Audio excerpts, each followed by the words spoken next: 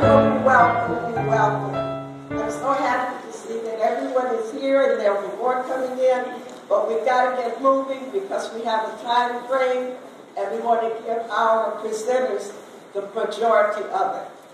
I'm really down here, of course, as you see, and I am actually going to introduce Dr. Lawrence James in a few minutes, and we're so happy that he's here to be with us, and also Ms. Jane Elliot.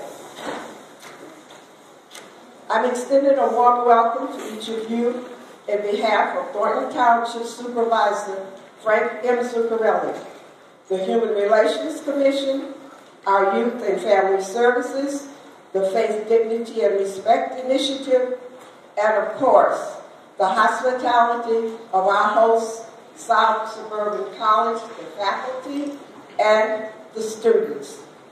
We have two powerful presenters who will explore and speak to you regarding the varied world of diversity and racism.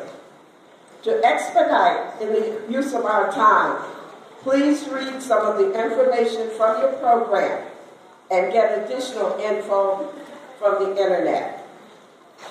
It is at this time that I want to give extra special thanks and gratitude to my co-chairperson who is sitting out front, Ms. Mabel Ricker, Dr. Jerry Weems, and the entire Human Relations Commission team. Now for a couple of housekeeping items. First of all, turn off your cell phones.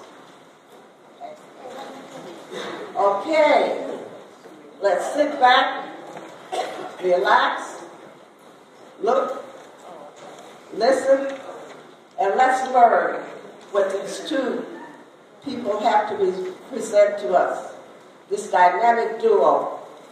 So let's get it on. At this time, I want to present to you Dr. Lawrence James, Jr. Thank you.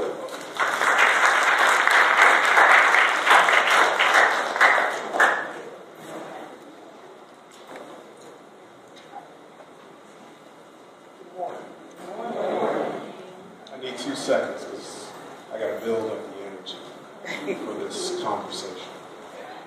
And I also have to give minutes.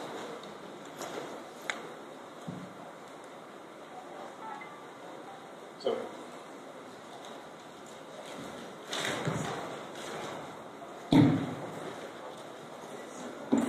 I like to move around so I can't be stuck here at this podium, which means I have these notes, and Lord knows about 2 seconds from now I'm going to move and I'm going to miss them all. So I apologize already if I get off script. But first, let me thank the committee for this opportunity to come and speak to you all today. It won't sound like it because I never do super excited really well, but I really am super excited to be here.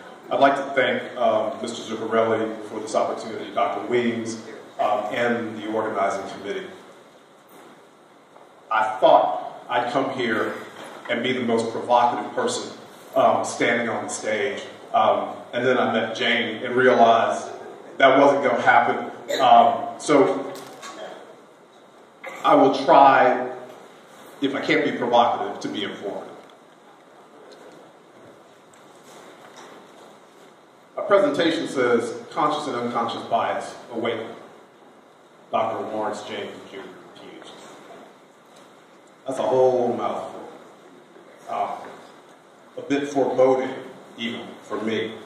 But there's this really famous speech that I like to recount every time I give a speech. It's by the Hall of Famer. His name is Aeneas Williams. People often ask me, oh, he must be your favorite football player. No. I think I saw him play 3 times in his whole career. But one day I happened to be watching the Hall of Fame, and he said this, and you should all remember it. He said at his speech, he said, why did you make the Hall of Fame? He said, well, I was a pretty good player. He goes, but I thought of the end, and I was going to die trying. I don't do it justice, but I will die trying to make this not only interesting and entertaining, but informative. Start with the end in mind. What do I want you to walk away from? this conversation. It's really two simple things. One, this whole conversation about unconscious bias, frankly, is bullshit. And it's a waste of time. And so all of you who came for me to tell you everything that there is to know about unconscious bias, sorry, it ain't gonna happen. I'm not gonna do it. Because I don't actually believe it. Two, unconscious bias is actually not unconscious.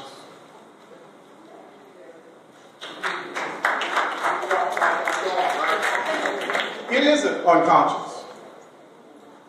It's automatic. I'll give you the example of why I say that. How many of you drove here today? Almost everybody. How many of you make this journey on a regular basis? Quite a few. A lot of the students. If you make this journey on a regular basis, how many of you actually remember the drive over here? One person. You remember because, why? You drive it every day. Did anything special happen to make you remember today? No. It actually is automatic. You're not conscious of how you got here. You probably were like listening to the radio and all of a sudden you were here. What's automatic about driving, what's automatic about bias, is it happens over and over and over and over and over again. So much so that we call it unconscious. Because you're not really aware that it's happening. But it's happening. As a psychologist, I go back and I study all these things. And one of the things that you learn very quickly in this space is this notion of unconscious, what I call automatic bias, happens in infancy.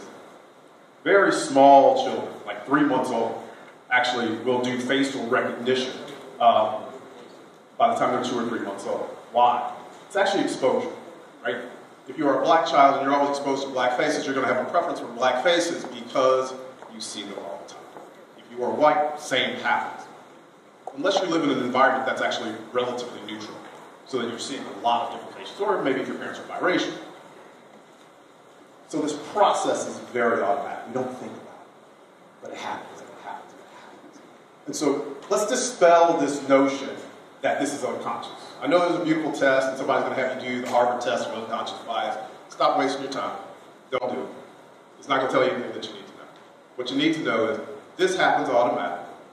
And if we make the unconscious conscious, what we're doing is creating a break.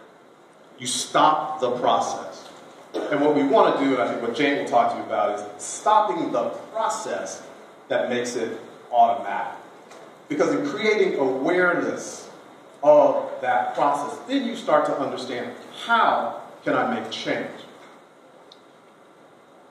I was talking to Dr. Weems' wife earlier today, and we were talking about, I do work in a corporate setting, and it's like, why haven't diversity and inclusion measures really worked? And frankly, this is why I don't do unconscious bias training, and why I tell you it doesn't work, for the same reason. If it was really easy and simple, right, and it was just about awareness, I'd be like, I'm talking to you guys right now, I'm like, hey, be aware that you're biased and you're kind of racist. And then you just change. If it was that simple, you just go, oh, okay, I'm kind of racist, I'm kind of biased, let me go do something different. It don't work that way. Y'all all know that, I know that. There's more to it. So when we do unconscious bias training, when we talk about this awareness piece, it's one step. And that's typically where corporations stop. They'll tell you, hey, we did some training, we made all of our people aware that they are kind of biased, kind of racist. And then we expect that to be enough and that they're going to do something really different.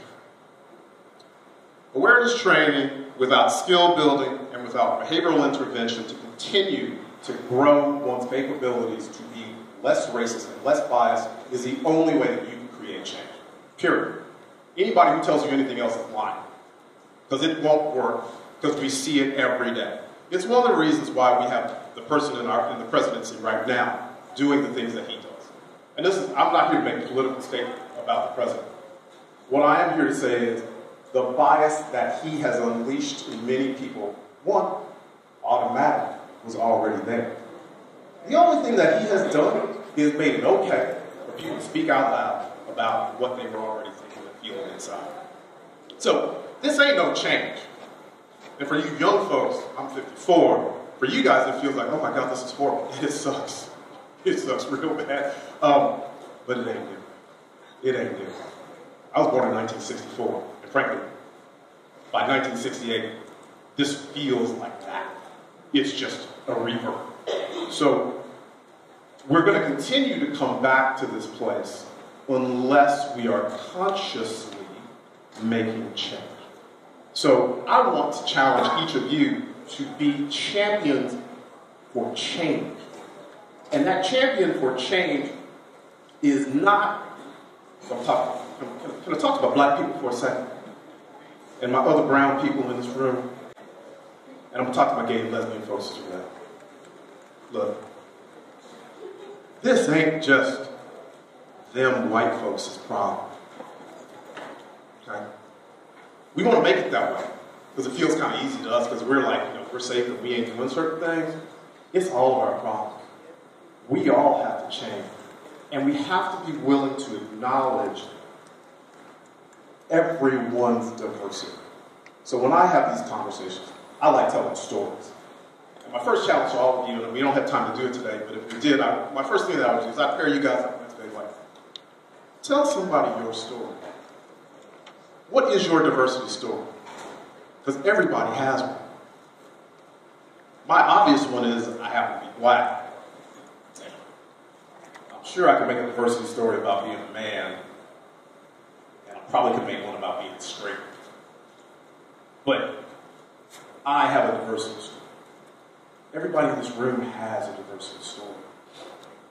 And we have to be willing to honor everyone's story if we hope to create change. And frankly, me calling you a racist because you happen to be white ain't gonna make that change. Okay? We have to be partners in an effort to make things different. And so my challenge to all of you is take some time to understand everybody else's diversity story. Because you might find that they have something in common with you. Next step after I make that diversity story that everybody gets to participate in is we need to build some skills. Part of that skill is challenging ourselves to get others to tell us their stories. A part of that is an awareness of things that are important. So for me, mission is always important. And I would challenge you in this space, what is your mission? What are we trying to accomplish by talking about diversity and inclusion? Because if you ain't got no goal, if you don't have an end in the mind, Aeneas Williams said, you never accomplish anything. So what's your goal? My goal when I do these presentations is to create awareness and get folks to think and get them to make some change. I just need you to do one thing. I don't need you to do 10. Hell, I don't need you to do 5. Just one. Because one can make a difference. And so what's the one thing that you're going to do different to make this a better place for all of us? Now, my one thing starts with standing up here, as Dr. J likes to say, chopping it up. I'm going to talk crazy for a while, and I'm going to go sit down. That's my one thing. Second thing that I do is I build programs designed to create change in this space. So that's what I do. And I try to teach people what are the skills and capabilities that you need to bring to the table to actually create and craft change. But I need all of y'all to do that and to help me. Because honestly, I stand up here as the expert, but I honestly don't know all the answers. I wish I did, because then I'd be really rich. But I think change comes because we, and especially that word, we are in it together. We are trying to create change. And we use the best of all of our capabilities to do that. The best work that I've ever seen in the space of teams working together looks like this. It's a bunch of really diverse people, all in a room, who bring their full, authentic selves to the table. So my full authentic self happens to be some of those things that I mentioned to you. I'm black and chocolate. I'm male chocolate. I'm a son, an uncle, friend, scholar of a sort.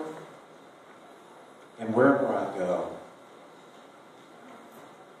I am conscious of bringing all of Lawrence James to the table. And by the way, Lawrence James is actually different than Dr. James. I look at this and I laugh, actually.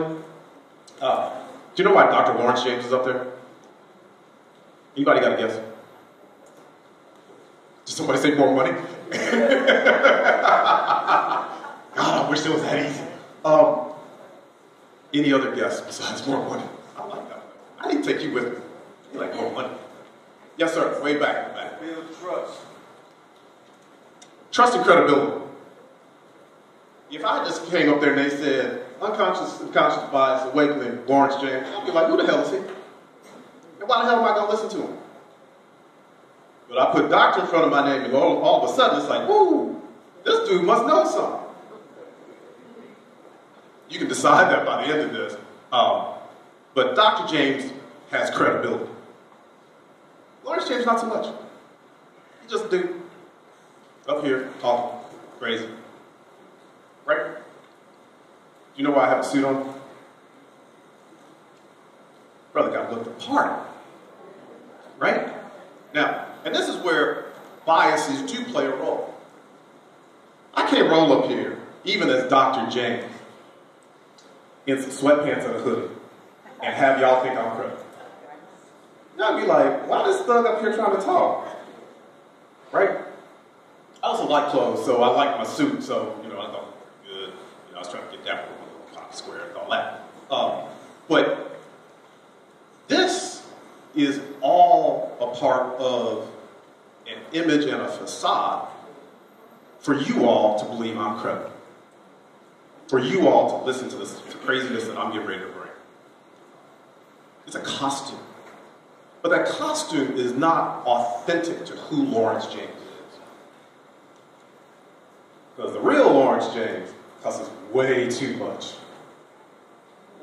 Way too much. My mother was always on my case about it. He's pretty irreverent. Talks a whole bunch of stuff. Well, I guess he did show up today, didn't he? And he don't give a damn what y'all think. I don't care. That is my freedom, and it is the thing when I go to my clients as a consultant, and I say the most outlandish things in the room, and they go, damn.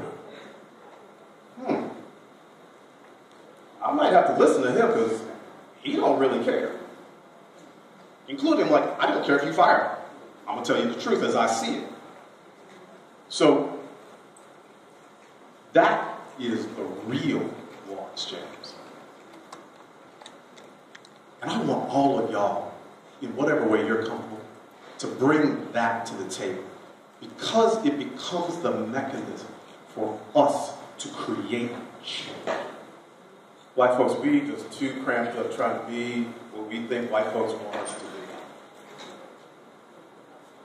And it is actually killing Black America. And I mean literally killing Black America. Hypertension, stroke, heart attack. All these things are physical manifestations of stress that our community constantly feels. Right? And white folks, yours is the illusion or delusion that you are superior. Because it's killing you too. Because you're not. You're just people. But your pedestal, Jane will talk about this, but your pedestal gives you an air of superiority that you have not earned, you do not deserve, and frankly, you ain't that good at carrying it. And you won't die if you're not dying. You're going to be all right. Hear me again. you're going to be all right. And maybe the world will be better because you're not. American superiority is killing people all over the world. We are, and rightfully so, crying about a man who got killed in an embassy in Turkey. We are separating children at the border from their parents because we're afraid some brown people will come over the border and take over America. Guess what? We already outnumber you. And guess what? We ain't running around trying to kill all y'all for no good reason. So, your fear is unfounded. It's unfounded.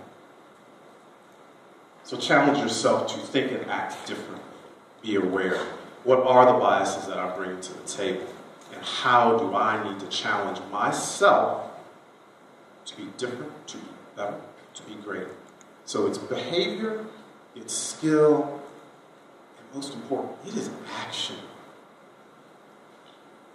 I can make you aware, you can build some skills, but if you don't ever do a damn thing with it, it ain't gonna help nobody.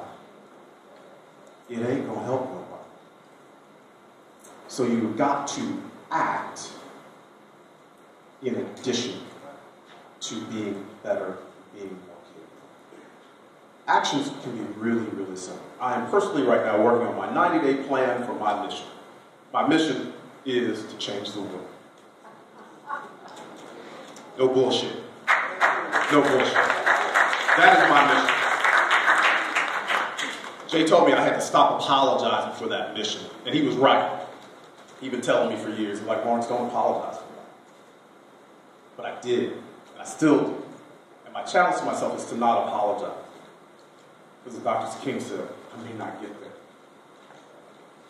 But I'm a doctor. My goal is to change the world. My goal is to make you aware. And my goal is to make that journey through each of you. We can create change, but we must be in this together, partnering together to understand what is going to create change. And that is not simply us talking about this stuff. Be conscious and be conscientious. I'm not a religious man. I'll tell you a simple way for this world to be better. I love studying religion. I've probably read anything from African animist religion to Buddhism to every, and I mean every, religious tradition has basically the same tenets. Everyone, including the folks who are doing stuff like Sanskrit, they actually all believe the same thing. Believe in a power higher than yourself, be nice to other folks, and treat them well. It's really that simple. Now, we are fighting and killing each other over religion, even though the essence of what we believe is exactly the same. So, we use words, we use knowledge, we use technology as weapons against each other. Put down your weapon. See the humanity of everyone who is in this room and next to you. I want to see you, sir. I want to know who you are. You like golf? Yes, you, sir. You, sir, looking at me blankly. Yes, you. Oh, that's a beautiful tie. Do you like golf? Golf. We should go play. Oh, yeah. See, I got a new golf buddy. We have something in common. You might not think we would have something in common, but we like golf, right? So let's seek the commonality that we have. If we can do that, then we start to break down barriers, because really, it's the barriers that are getting in the way. And it is the authenticity. I'm going to leave you with this. Everything I've said today, you can go, like, that's BS and he crazy. But please take this away. everywhere you go, every day you live, bring all of you to the table. Let people see you in all of your glory, in every way, shape, and form. And don't stifle who you are because you want to conform. If I was really Superman, I'd rip off my clothes right now and you see my sweatsuit. Just not that. Let people see you. They will show you themselves. There is no fear in letting people see you. There's freedom. Freedom will make this a better place and will allow other people to connect to you and your humanity. And they can't take that away from you. And don't let them. Peace.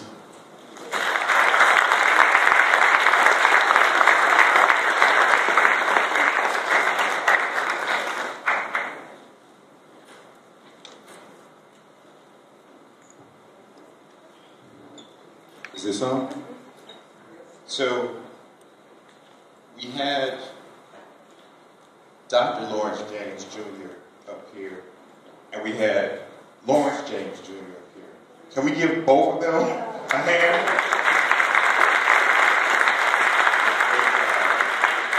So, if I can kind of sum up what Dr. James had to say, there were two main points, I think, right? One had to do with authenticity, being authentic, right?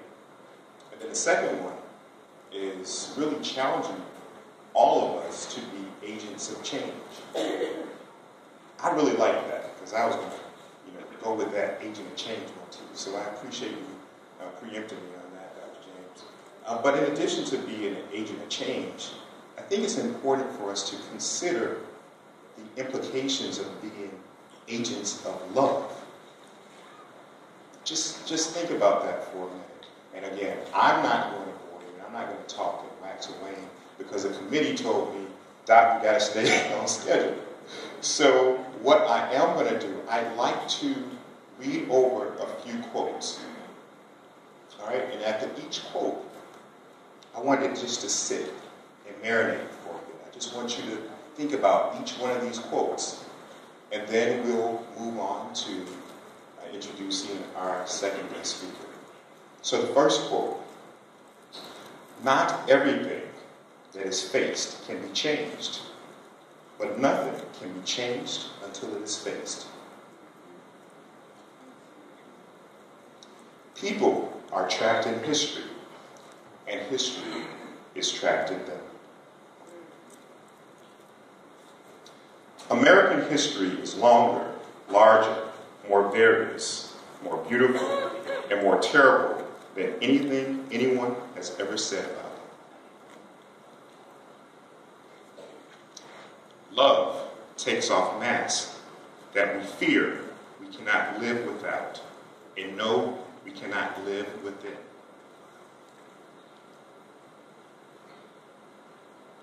It is certain, in any case, that ignorance, allied with power, is the most ferocious enemy justice can have. Love does not begin and end the way we seem to think it does.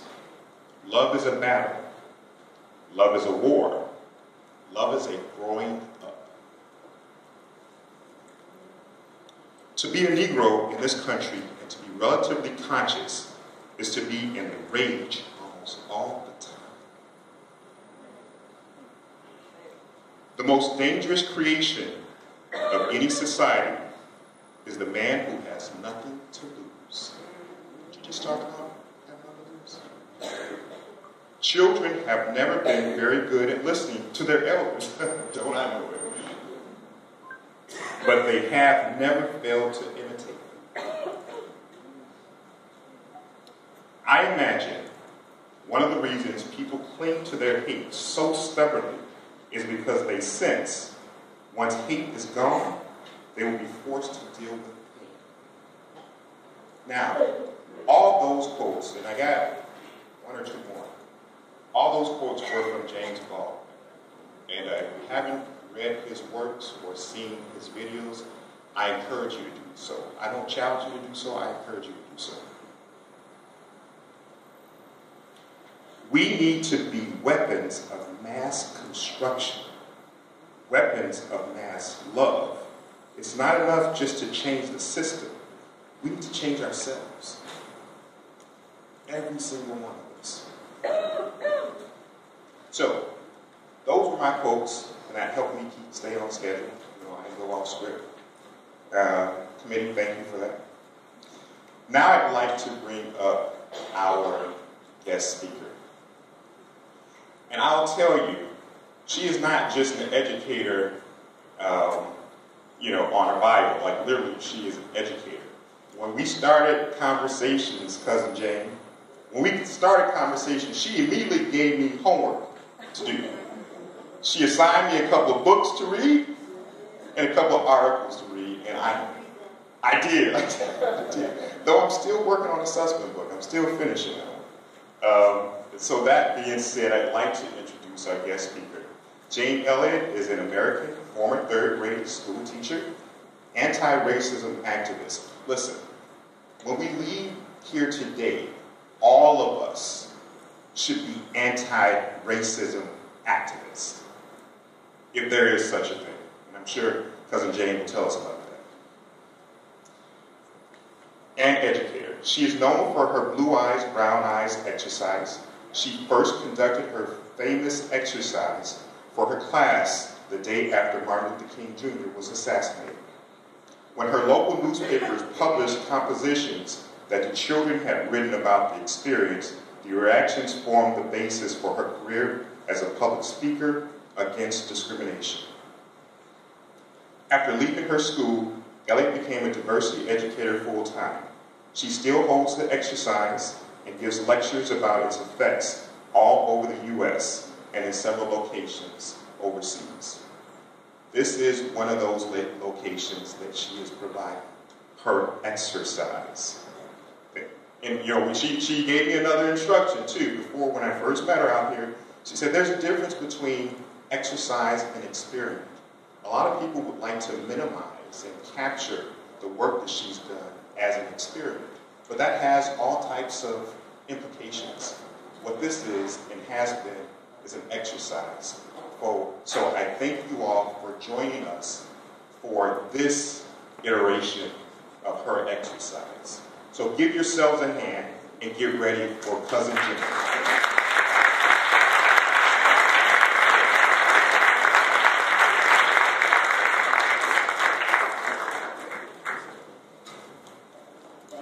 Now, people, don't applaud the speaker before the speaker speaks, because in a few minutes you're going to wish you could take that back, and you can't. Once it's out there, you're stuck with it. And if you're going to say boo and you're going to do all those ugly things, save it until you get out of the room. I don't have time for it. Now, this gentleman before me talked about action and change. All right, I'm going to create change in this room. I want these front rows filled up. I want you folks to make some action here. And move over here so that I don't have to talk to this whole room. I can talk to this group. Now I'm going to wait to speak until these rows are filled up. I'm going to wait to speak until these rows are filled up. Smart people are going to be in the front row, so what does that tell you about the people who are in the back row? You have to automatically decide that they're dumb. Or they just are too lazy to move. There are still seats in the front rows, folks. You folks in the balcony, I'd like to appreciate very much if you would move down here so that I can speak to this group of people. Isn't it wonderful how cooperative you all are?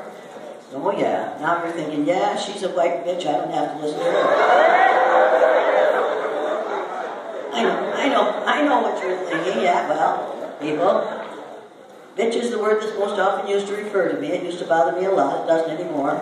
For me, bitch is an acronym for being in total control, honey. And don't you forget it, bitch.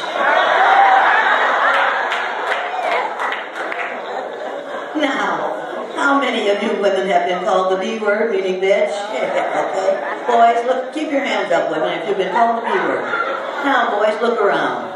Come up with a new name. We've all heard it. Be creative. Come up with something else, and it better not be the C word. You got it? Now, folks, you're talking about change and you're talking about action, but some of you do not want to move. You're acting white. And white folks only move if black folks move in next door. Then all of a sudden, now some of these white folks are thinking, she's separating us instead of bringing us together. She shouldn't talk about black and white. Well, I'm going to show you how that works. Well, every person in this room who has a pencil and paper, take out the pencil and paper, and if you don't have one, borrow one from somebody else. Who's running this show? Get us papers and pencils from these people. Quickly. Here are some reserve signs. Pass these reserve signs back and they can write out those. Everybody needs a paper and pencil. Even you, sir, need a paper and pencil. Get out a paper and pencil. I'm not messing around here. I'm only going to be with you for about an hour and a half. You only have to suffer that long, so get busy. Because this is a test. And you are going to write down the answers to this test. So number your paper from 1 to 9 right now. Everybody, number your paper from 1 to 9. 1, 2, 3, 4, 5, 6, 7, 8, 9. Go down, not across. And then write the answers to these questions on that paper. Number 1. Anybody else need is there anybody who doesn't have a piece of paper in here? Give that woman a piece of paper, please. Well, she's a white woman. She comes without being prepared. That's the way they are. You know how they are. Don't you know how they are? Keep laughing. You do the same thing. Now, number 1, write the answer to this question. How many races are there on the face of the earth? Put down the number that tells us how many races there are on the face of the earth. Number 2, racism is A, genetic, or B, a learned response. Racism, you aren't writing these answers? I'll wait until you get a paper and pencil. And you're slowing this thing down, folks. If you don't learn as much as you should, it's because these folks don't want to answer the questions. This is an important thing for you to do. Get a paper and pencil. Give him a piece of that paper and pass it back to him. Somebody give him a pencil. Then we hope he has lead in his pencil. Take that however you want to. Now is everybody, there's a young woman there who needs a piece of paper and pencil. She's saying, I don't want to do what this honky bitch wants me to, but do it anyway. How many of you have ever heard those words before? How many of you have ever said those words before? How many of you are thinking those words right now? How many of you think I give a damn? Now some of you are thinking, oh, this is awful. I don't want to be here. Well, then, there's the door. I'd rather you stay, but it's up to you. Now, give that young woman a piece of paper and a pencil. Now, you're going to write these. They number that from 1 to 9. I'll wait. Have you got it numbered? Check and see if she has it numbered. See, sometimes brown-eyed people don't do what you tell them to, and then you have to make them do it over and over and over again.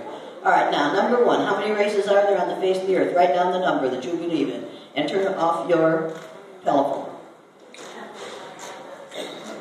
Number 2, racism is A, genetic, or B, a learned response. Number 3, what do we call those whose parents are of different color groups? A, biracial, B, bicolored. C, none of the above. Number 4, you believe in the golden rule? You believe in A, the golden rule, B, the platinum rule. Either A or B. Number 5, the problem which encourages racism is A, stupidity, B, ignorance. A, stupidity, B, ignorance. Number 6, racism has been around A, forever, B, 500 years. Number 7, the cure for racism is A, education, B, indoctrination. Number 8, and there should be put A, B, C on here. I have read A, The Myth of Race. If you've read it, put a check. B, Nile Valley Contributions to Civilization. If you've read it, put a check. C, They Came Before Columbus. Put a check. Number 9. What is the... Sure, I'll repeat it over and over and over again. Which one did you want? A, The Myth of Race. B, Nile Valley Contributions to Civilization. C, They Came Before Columbus. You're shaking your head. Are you shaking your head on all three? I'm sorry. You talk fast. My ears hear. I know. I have hearing aids. I understand what you're saying. And I'm going to ask you to slowly read it one more time. Okay, not a problem. I like to sort of spend my time reading instead of speaking. It doesn't take as much intelligence. Okay. Believe me. A. The Myth of Race by Robert Wald Sussman. Have you read it? Don't put a check. B. Nile Valley Contributions to Civilization and Anthony Browder. Have you read it? The Nile Valley Contributions to Civilization. If you've read it, you wouldn't forget it. C. They Came Before Columbus by Ivan Van Sustenance. Ivan Van Servan. If you've read it, put a check. Number 9. What is the opposite of gay?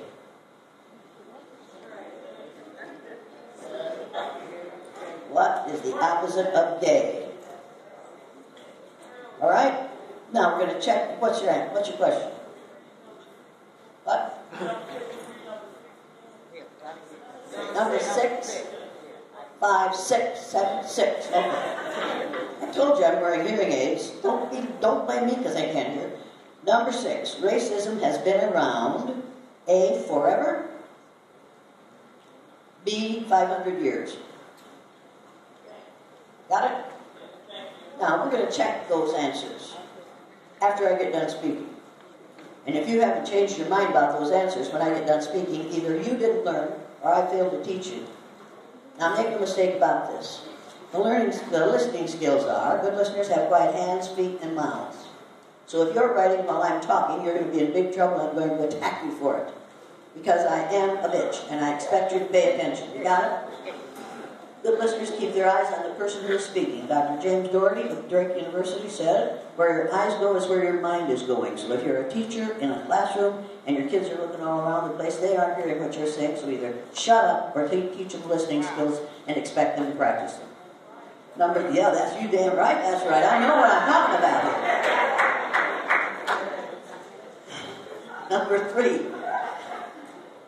Number 3, good listeners, listen from the beginning to the very end. How many of you have been in a classroom where some young girl, usually some young white girl, has her hand up waving all the time, and because she's thinking of what she wants to say, yeah, instead of what you're saying. You need to say, put your hand down or I'll cut your arm off. No, you don't say that. You say, be careful, I will give you into the care of... Shut up, Jane. Number 4. Good listeners decide to learn something. Now, if you decide to learn something in here today, you'll learn something. If you decide not to, if you say to yourself, she's nothing but another white woman, she doesn't know what she's talking about, and let me tell you something, I am fully aware that every black person in this room has forgotten more cover your mouth. You aren't black, are you? You don't know any better than to sneeze into the air. Every black person in this room has forgotten more since breakfast than I will ever learn about racism. I talk about it, you live it. You know it, and I know it. And the only reason I got away with doing the blue-eyed, brown-eyed exercise in my classroom in Riceville, Iowa, the day after Martin Luther King Jr. was killed, is because I'm a white woman. And the only reason people ask me to come and talk to them is because I'm a white woman. If a black man says the things that I say, he is not going to get hired, no matter how many suits he has. Am I right about that? Oh. Now, another thing, he's talking about wearing a sweatsuit. This is a sweatshirt, people. And it is totally unsuitable.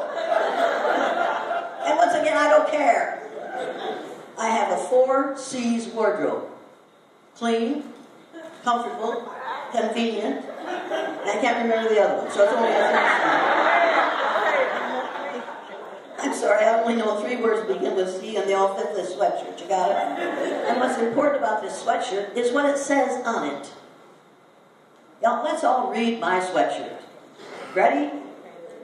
Prejudice is an emotional commitment to ignorance. And that's what it is, people.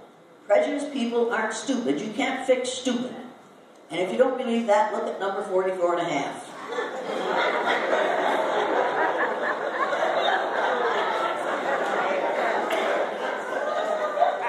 Somebody needs to change him. Change his location into a boat out in the middle of the Pacific Ocean. Getting right along. But I'm not a Republican. Besides which, I don't believe that they mispronounce that word. In view of the way he behaves, it should be the Republican Party. You'll get it in a minute. And I'm not a Democrat because we do not believe in democracy, people. We do not believe in government of the people, by the people, and for the people. We believe and we teach government of the white folk, by the white folks, and for the white folks. Make no mistake about this, I'm not as ignorant as I ought to be at this age. I'm getting worse, that's okay, don't worry about it. Now, I live in the U.S. That doesn't mean I just live in America. The U.S. spells us. And that means all of us. And all of us are being told that we are going to build a wall on the southern border of the United States so we can keep those people out of here who aren't Americans. I want you to think about that. Every person who lives from the very northern tip of Canada to the very southern tip of South America lives in one of the Americas. North America, Central America, South America. Those kids from Mexico, which he calls a shithole country, are Americans. And if he starts another war, which he probably will do, to take your minds off the fact that he did collude with the Russians to get elected, he will start a war, so he'll take your minds off that. And you'll think of that instead of what he's doing. And all of a sudden, black males will be very, very valuable. And we will induct them into the military in giant numbers. And we'll take them out of prison and put them in the military. And then, as during the Second World War, the officers will use them for target practice. And I know white soldiers who came back from the Second World War and said that is exactly what happened during the Second World War in the European theater of war. I wasn't born yesterday, people. You knew that. Unless you think it's a really long day. I've been alive a long time. And unfortunately, I've been aware a long time. And the kids we're raising today aren't going to be aware because we're raising them on a screen. Every place you look, there are kids looking either at a television screen or a cell phone in front of them with their little faces like this. It's making me a little bit cross because you need to realize that that's bad for your eyes. If you have children, get them off those cell phones and hand them a book and tell them to hold it out away from their eyes. And if they're going to do this, then they should look up at a mountain every once in a while so they exercise their eyes. We're raising a generation of children who are know-nothings. You must tell your children and your grandchildren and your nieces and nephews, get a book. Do not let me see you without a book in your hand. And I don't mean a Kindle. I mean a book with pages in it that you have to turn. How many of you think that makes good sense? People, whether or not you think it does, it does. Just raise your hand just because I want you to. Now, you're in here because, hopefully, you came here to learn something. If you didn't come here to learn something, you need to be someplace else. If you don't want to learn what I'm saying, you don't have to, but it would be to your advantage to listen, and it would be to your advantage to give up this myth of white privilege. Now, I know I kicked the crucifix there. People, we have several people running around the world today talking about white privilege. How many of you have heard white privilege stuff? Oh yeah. Conscious and unconscious bias came out of using Peggy McIntosh's list of white privileges. Now, before I do this, I want to do something else. Will every person in this room who considers himself or herself a member of the black race, please stand. The black race. Every person in this room who considers himself or herself a member of the black race, please stand. Stand up. You can raise your hand. I'll take that. Okay, you can raise your hand, that's all right. Now, remain standing or remain with your hand up. Will every person in this room who considers himself or herself a member of the white race, please stand. Will every person in this room who considers himself or herself a member of the brown race, please stand.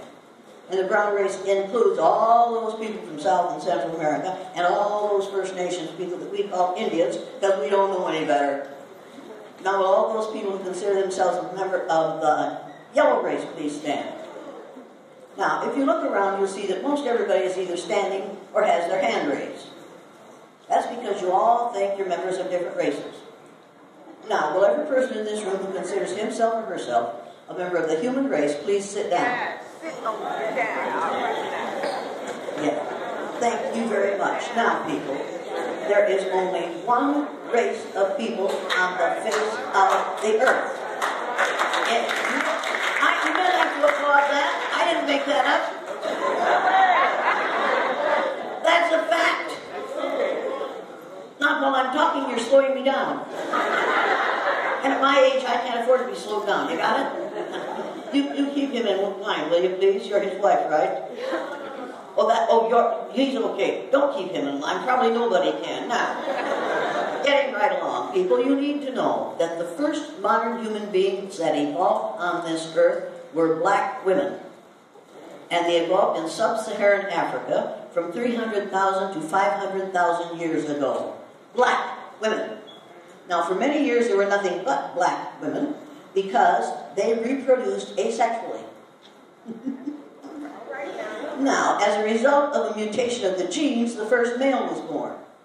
So women, when you're arguing with a man, remember you're talking to a mutant, and don't get upset.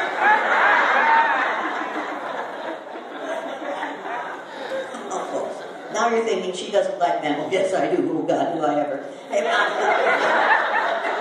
And I appreciate men, and I'd like to see them stay alive.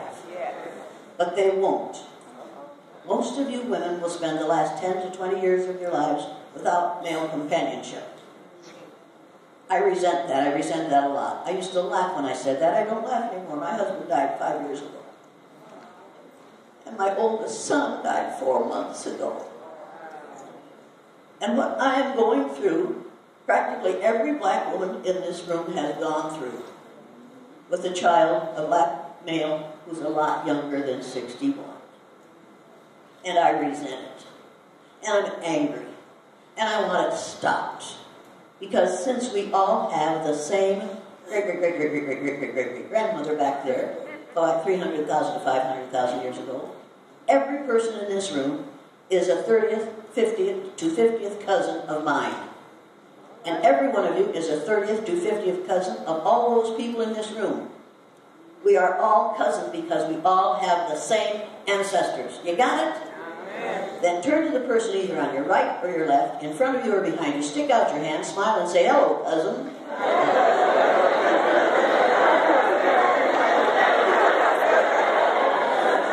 Did you do it?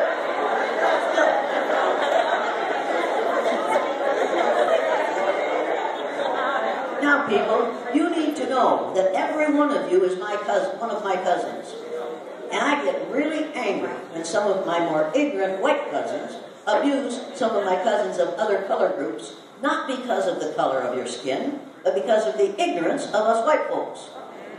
Anytime somebody says to you, he doesn't like you because of the color of their skin, you need to say, no, that isn't the reason he doesn't like me. The first modern human beings on earth look like me. So it's not because of my skin color, it's because of his ignorance about skin color. Skin color is natural. And in fact, white folks, you need to know that what you really are is faded black.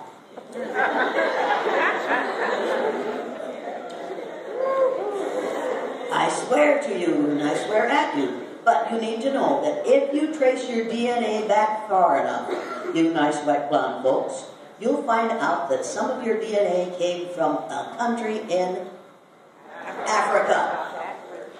So when we're talking about the human race, we should really be talking about which race? Black.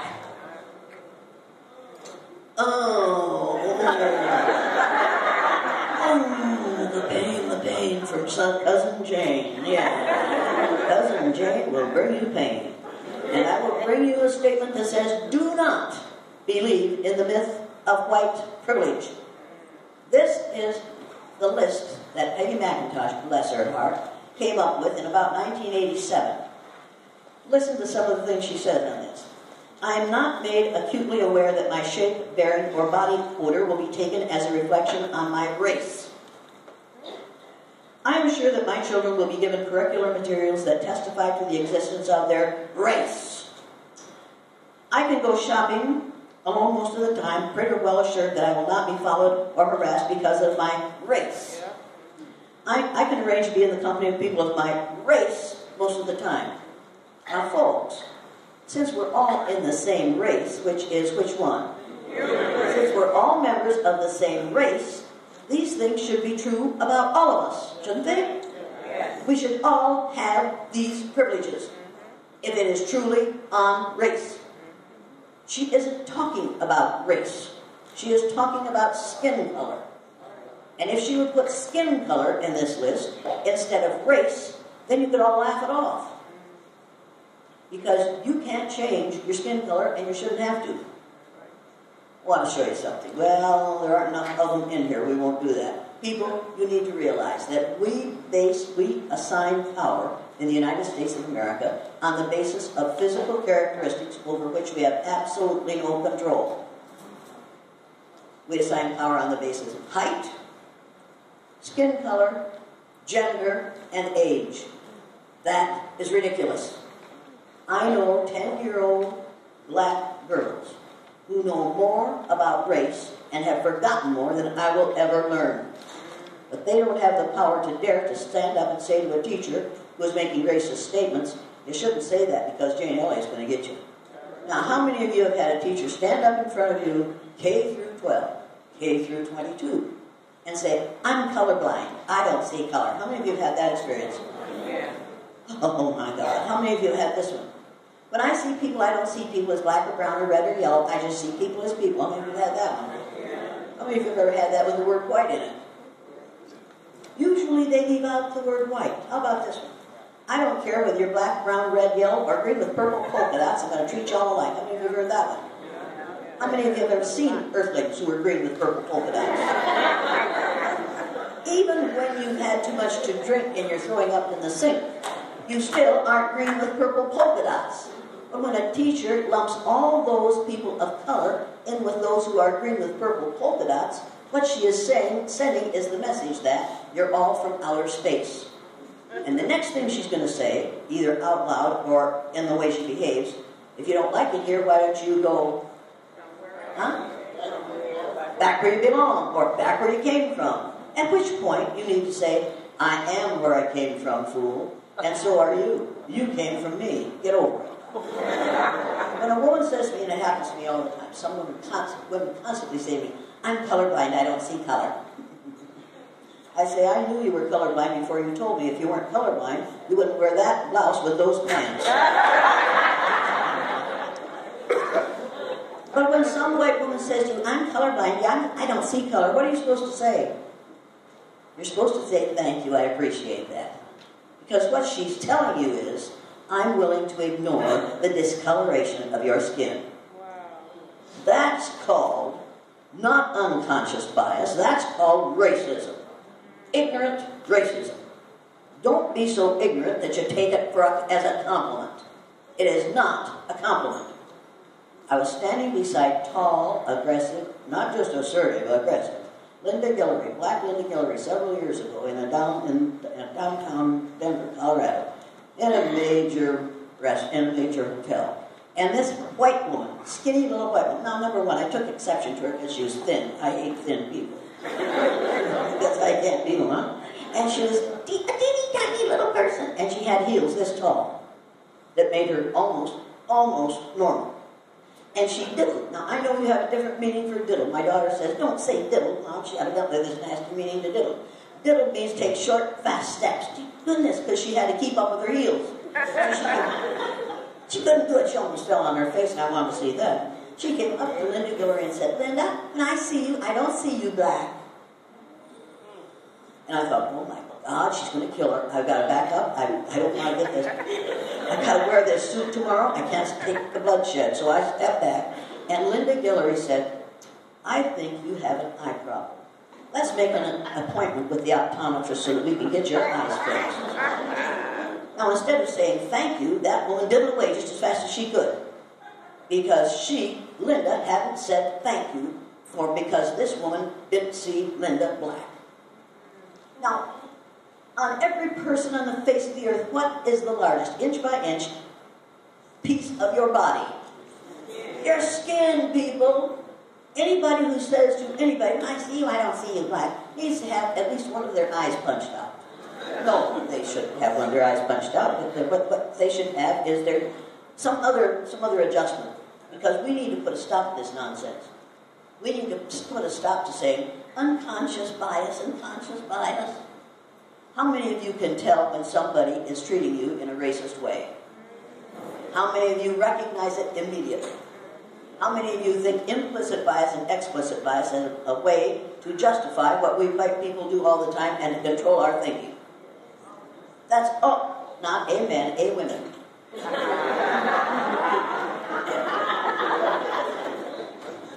We've got to be careful, people, because everything in our society is biased in favor of men, particularly white ones. Our history is, we don't have a history, we have hysteria. In this country, what we call education is actually indoctrination. It takes us from the age of 5 to the age of 18 to thoroughly indoctrinate people to the myth of white superiority. And that is what we do in schools every day, all day long.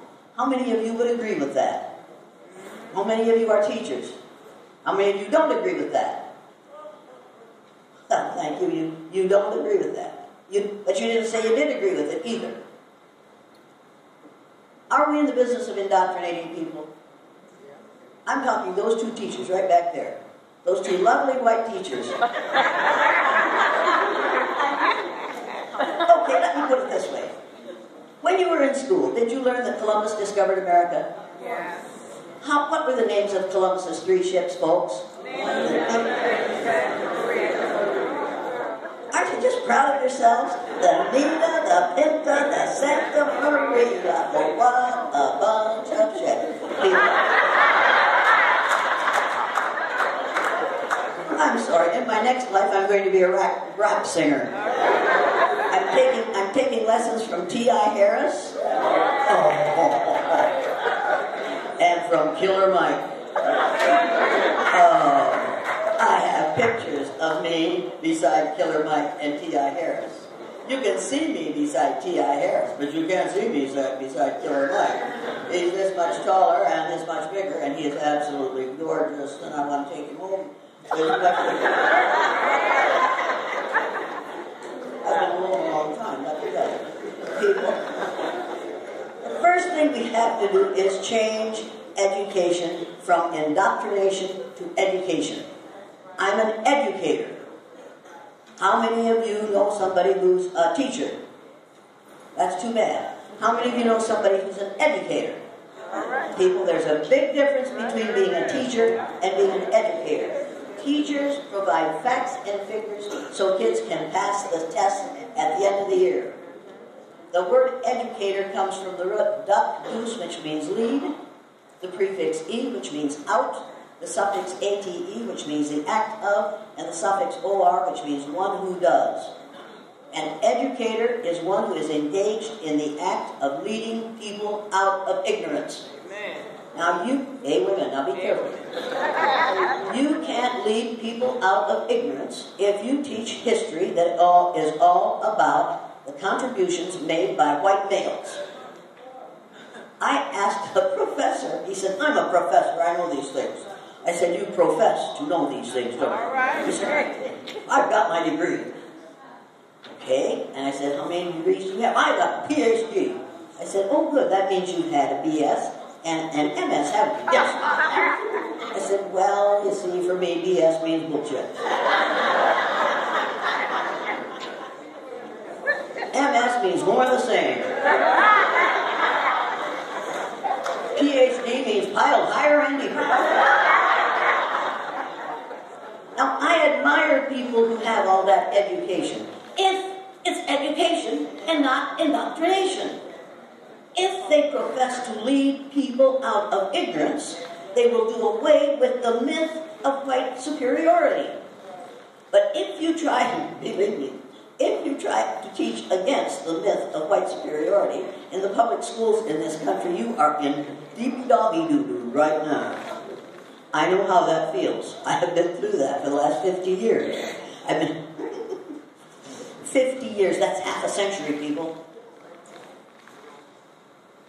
We should have learned better by now. We should have made change by now. We should have fixed this system by now. But instead, because we had 8 years of a black man in the White House, we are living with the white response to that fact. Make no mistake about this, what you are seeing is a reaction to white people who are scared to death. Now, not every single white person is scared to death, but you should be. Because within 30 years, white people will have lost their numerical majority in the United States of America. Within 30 years. Now, I want to show you something. One of the major fears that white people express to me, stand up and say anything, is if those people get power, they're going to want to treat us the way we've treated them. How many of you have heard that one? Okay, now, well, every black person in this room, I'm talking about color group here, I'm not talking about race. Well, every black person in this room who wants to get even with all white people, raise your hand. Now, white folks, look around.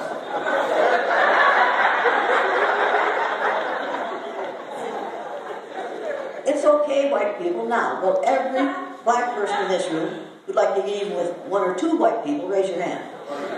Oh, yeah. Oh, yeah. Now, folks, all you white folks have to do is act in a way that you are not one of those 1 or 2 white people that they want to get even with. That's all you have to do, folks. Change the way you behave in the present so that you will be treated better in the future. White people, you've got to change the way you treat people of other color groups in the present or in the future. I'm afraid you might have to worry about it. But maybe you won't, because maybe they're more civilized than we white folks are. I can only hope that they are. When I did the blue-eyed, brown-eyed exercise, the first time I did it, how much time do I have here? Seems like a lot longer, but how much? Does anybody know? What?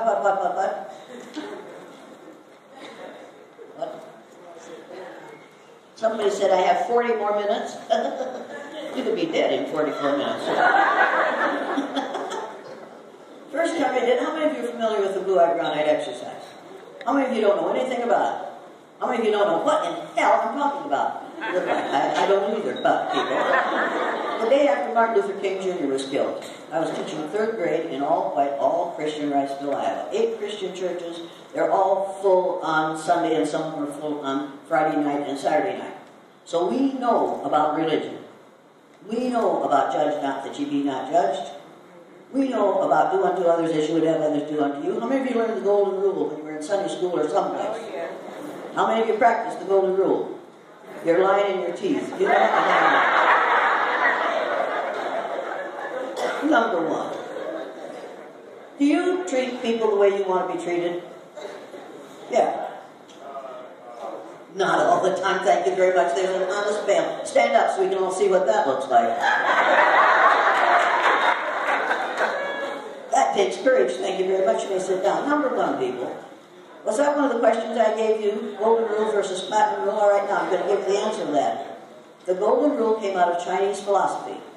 And in Chinese philosophy it said, do unto others as others would have you do unto them. Treat others the way they want to be treated. And please do not take my remarks, and please put that damn thing down. Thank you. Now, people, do unto others as others would have you do unto them. In order to find out how someone wants to be treated, what do you have to do? Ask them. And then what do you have to do? Listen to the answer. And then if what they ask you to do is not illegal, indecent, or immoral, you have to do it. Right, huh? Now, one of the major differences between, please turn that off back there with your gray sweater, thank you very much, people, if you practice the platinum rule, what you have to do is learn to communicate with those who are different from yourself. But if you practice the golden rule and say to yourself, well, you're going to treat me the way I want to be treated, how does that other person know how you want to be treated? We white folks say, you know how I want to be treated. One of the major differences between white people and members of other color groups is when white people come into a new environment, they immediately adjust the environment to fit their needs. Think about that. When people of color come into a new environment, they immediately adjust their needs to fit the environment. Which is the reason that lovely black speaker wears a suit. And which is the reason I can get away with wearing an old white sweatshirt. Because I'm an old white woman. And I can do whatever I want to, make no mistake about that.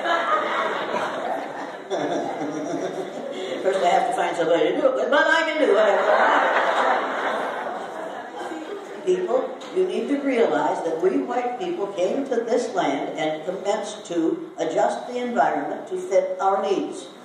We have adjusted it to the point where you drive, and I did this week, you drive from Osage, Iowa to Des Moines, Iowa, and you have to keep the windows on the car rolled up because of the smell of hog manure in the air. Our former governor, Terry Branstad, told farmers that they could raise as many animals in confinement as they chose to because Iowa is a farming state. So we are now raising over 30 million hogs in Iowa. And every one of those hogs has to give you a little bit of excrement every day.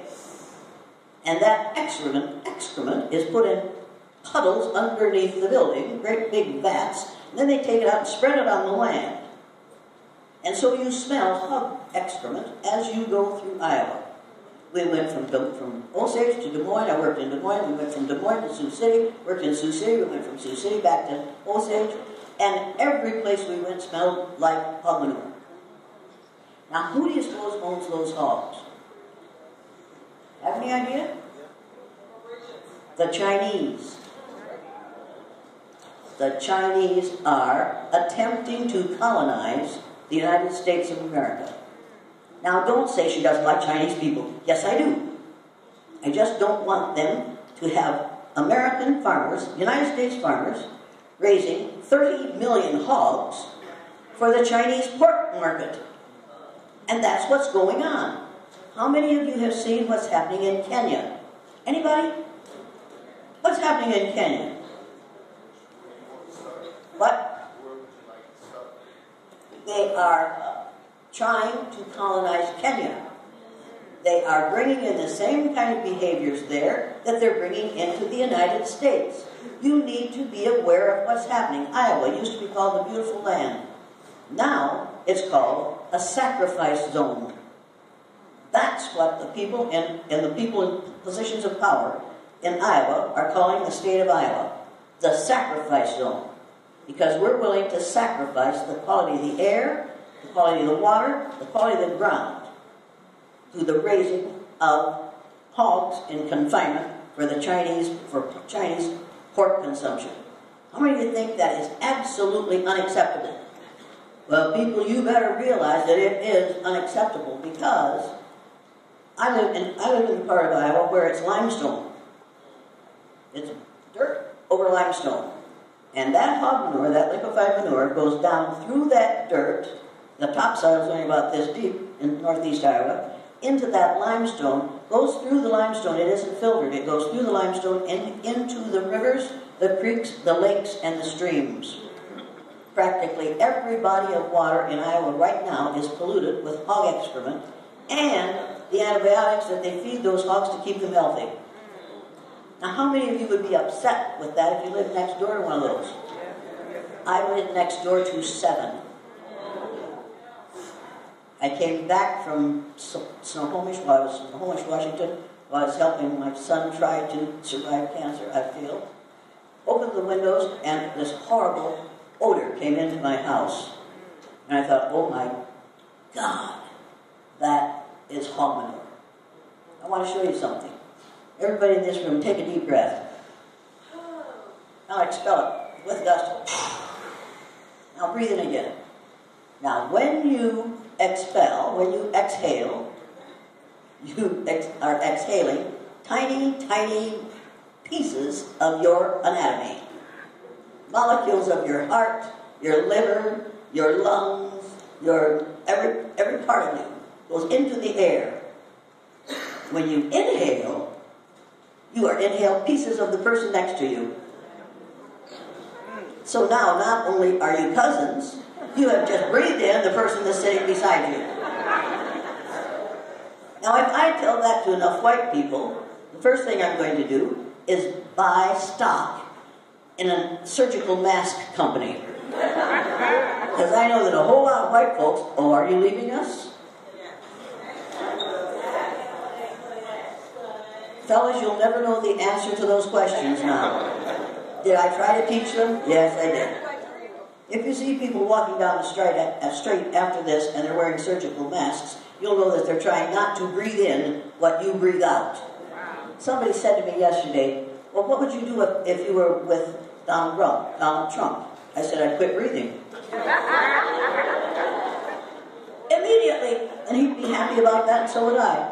Now, people, the day I did the blue-eyed, brown-eyed exercise, the day after Martin Luther King Jr. was killed, I didn't know that he had been killed. We were teaching the Indian unit at that time. How many of you remember the Indian unit when you were in 3rd grade? Yeah, you do. Yeah. We always teach the Indian unit in the spring because by spring the kids are really tired being in the classroom. So you have to do something that's fun and that's exciting, that has a lot of good stuff with it. So I was doing the Indian unit. Our lesson plan for the next day was to learn the Sioux Indian prayer that says, "O Great Spirit, keep me from ever judging a man until I've walked a mile in his moccasins." I took the teepee home that we had made the previous year. I was going to wash it, dry it, iron it, set it, and we were going to set it up in my classroom the next morning. And we were going to learn to read Indian poetry written by white folks. We were going to read Indian stories written by white folks. We were going to sing Indian songs written by white folks. And we were going to learn the Sioux Indian prayer, "O Great Spirit, keep from ever remembering it," that was written by white folks and was taught to the Sioux Indians by a white missionary. And I didn't know that at that time. So I had this thing under my arm. I walked into my house. The telephone was ringing. I answered the telephone. My sister said, "Is your television on?" I said, "No." "You better turn it on." "Why?" "Because they shot him." I said, "Who'd they shoot this time?" "Because we are in a shooting nation." She said, "Martin Luther King Jr." And then all the amusement stopped. Martin Luther King Jr. was one of our heroes of the month in my 3rd grade classroom. He was a hero of the month along with, unfortunately, George Washington, who owned slaves, Abraham Lincoln, who refused to free the slaves until he absolutely had to do it, Daniel Boone, who was famous because he took over Native Americans' land and used it for his own, and killed those who disagreed with him, and Davy Crockett, who died killing Mexicans as we tried to take over more of their land. Those were the heroes that I taught in February. That was racist teaching, and I would have sworn that I wasn't a racist. I was absolutely appalled when she told me that. I got the kids to bed, put them to bed, and then I turned on television. I watched them ride the TV. I laid down on the living room floor, plugged in the iron, was ironing this teepee and watching what happened on television. And there sat Walter Cronkite with 3 leaders of the black community. And he said to those 3 black males, "When our leader was killed, his widow held us together. Who's going to keep your people in line?" I was furious. How dare he say that? When our leader, who was he talking about? JFK. According to Walter Cronkite, JFK was the leader of whom? White folks. When our leader was killed, his widow held us together. See how strong we are. See how wonderful that young white woman is. Who's going to keep your people in line? Now, until that moment, I thought that your people were my people. I actually thought that we're all members of the same race. I actually thought that the Bible tells us that we're all members of the same race. The Bible talks about the family of man, when in fact it's the family of woman. But man wrote the Bible, except for a couple of verses, chapters. I was furious. I thought, how dare you say a thing like that? How can you be this ignorant? So I changed the channel. I knew I could find somebody better. So there sat Dan Rather talking to 3 black males, and to them he said, I think you should feel sympathy for us white people because we can't feel the anger at this killing that you Negroes can. I thought, you simple son of a bitch. I'm sorry, but I did. How dare he say that? How many of you think that white people should have been angry at the killing of Martin Luther King Jr.?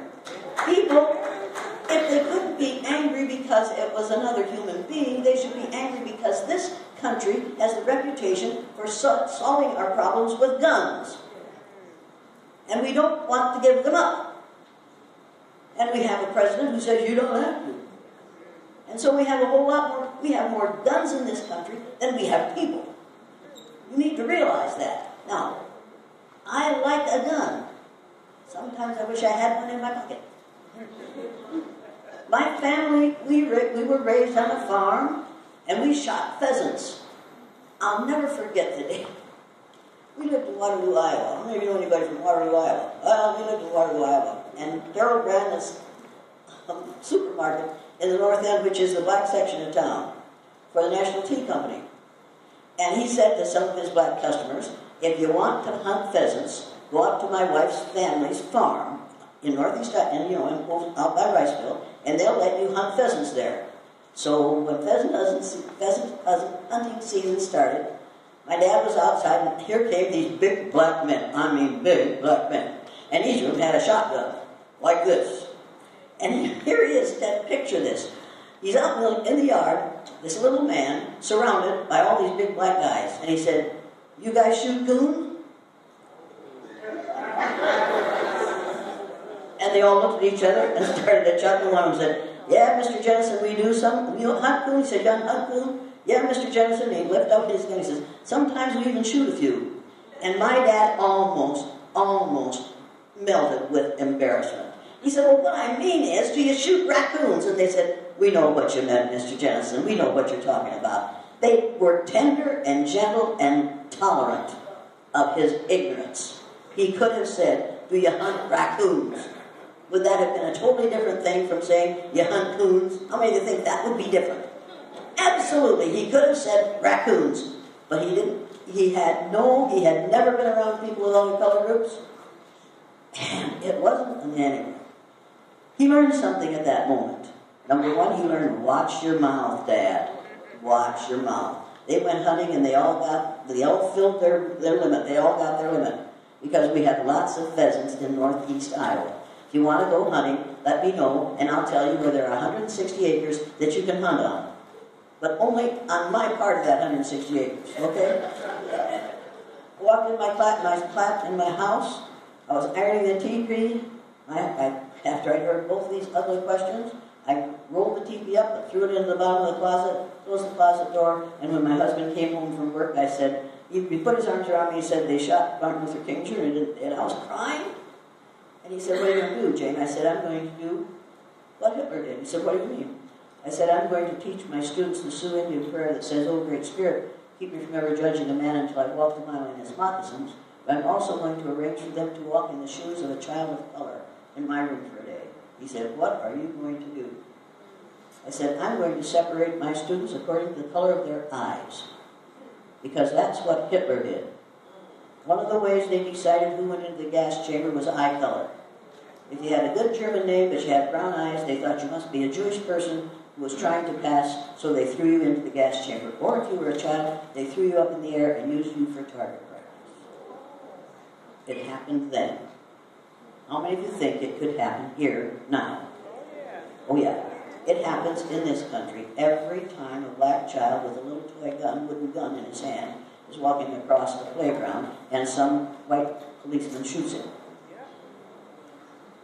And I'm angry. And my husband said, you better not do that. I said, why not? He said, you'll lose your job. I said, if I lose my job for doing this with my students, I don't want to teach in Riceville. He said, Jane, we need that income. I said, I'll find another way. He was just absolutely terrified because he knew. He'd been around those guys driving back and forth to the Olive plant in Charles City. He knew what he was dealing with and what I would be dealing with. I didn't know. Nobody talked in racist ways to me because they didn't dare. Because I would challenge them. I would confront them and I would refuse to tolerate it. But he knew.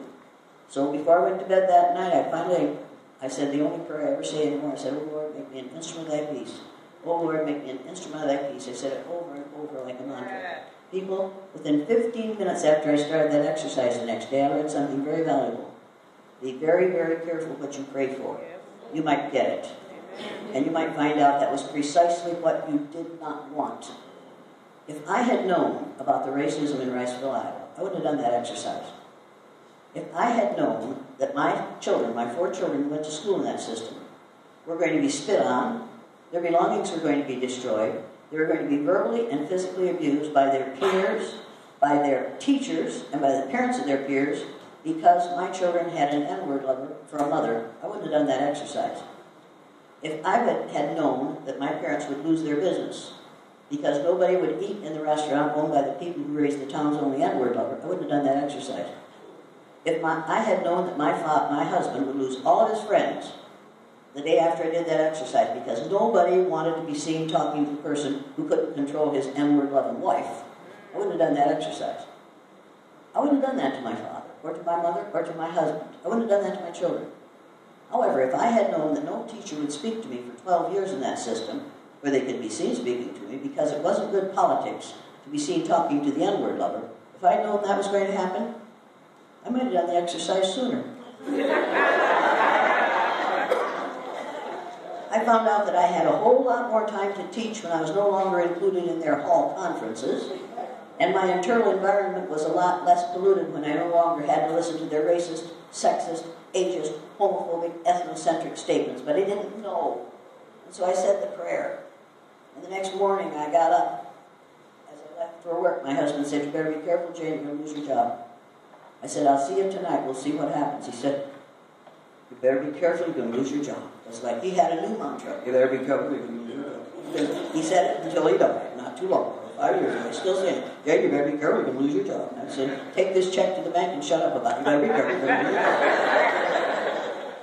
I went into my classroom, the first student in the room, Stephen Armstrong, came in and said, "Hey, Elliot, they shot that king last night. Why did they shoot that king?" I said, "We're going to talk about it, Stephen." So after we had done the things we have to do first thing in the morning, first we said the Pledge of Allegiance to the flag. How many of you learned the Pledge of Allegiance to the flag? How many of you learned the Pledge of Allegiance to the flag without the words "under God" in it? Every older, you learned the Pledge of Allegiance to the flag without the words "under God" in it. I'll bet you did. You with those lovely big glasses. You learned the Pledge of Allegiance to the flag without the words "under God" in it originally, right? Say yes, Mrs. Elliot. Yes, you did. People. We said the Pledge of Allegiance to the flag without the words "under God" until about 1953, when Dwight Eisenhower became President of the United States, and the Knights of Columbus lobbied the government to get the words "under God" inserted into the pledge, thereby making it into a little prayer. Every child has to get up in the morning, put his hand over his heart, so little boys have movable hearts and they all end up in the same place. That's where their hearts are, you know it as well as I do. And say, "I pledge allegiance." That poor man, he's thinking, why did we hire this witch? People, I pledge allegiance to the flag of the United States of America, to the republic which stands one nation, under God, indivisible, with liberty and justice for all. Under God does not belong in the pledge. Make no mistake about this. How many of you know people who are atheists and do not believe in God? How many of you think they have the right not to say "under God" in the pledge? How many of you think we even charge atheists? How many of you think they have to pay income tax and real estate tax and send their children to school until they're at least 16? Then why do we insult them by putting the words "under God" in the pledge? Now, I don't care what your religion is, but you don't have the right to force it on everybody else in the world, okay? After we did that, then we sang "God Bless America." When you sing "God Bless America," who are you talking to? What? God. And what are you asking God to do? So when you sing "God Bless America," you are praying. How many of you think we shouldn't be singing "God Bless America" in the schools in the morning? It doesn't belong there, people. You have no right to force your religion. You're going, no, no, no. It's perfectly all right for us to force our religion on other people. If you're going to live in this country, you're going to be a Christian. And that's more barn dirt. You ought to be able to live in this country without being a Christian. Now, I'll tell you why I know that. The Pope said, how many of you know what a Pope is? Yeah. The Pope said several years ago, you can't be a Christian and a racist. The two are mutually exclusive. If you're going to be a Christian, you have to give up your racism. If you're going to be a racist, you have to give up Christianity. Now, how many of you know somebody who give up their Christianity before they'll give up their racism? Oh, I know a whole mess of it. Because they know that racism is stronger than Christianity in the United States of America.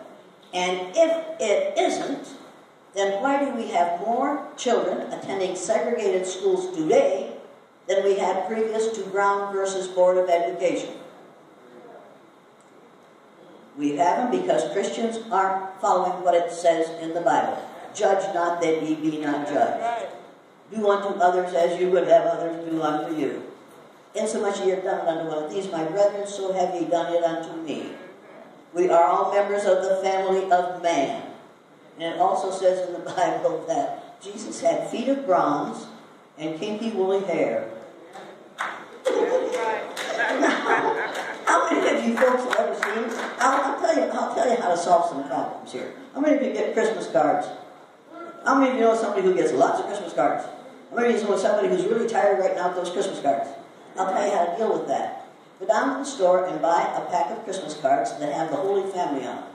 Mary with her blonde, her pale face, and her blonde hair peeking out from under her headband, and her blue eyes, and the baby Jesus looking just like a little Pillsbury Doughboy. Take those cards home and color them right. All right. And then send them out. Next year, you won't have to send any Christmas cards.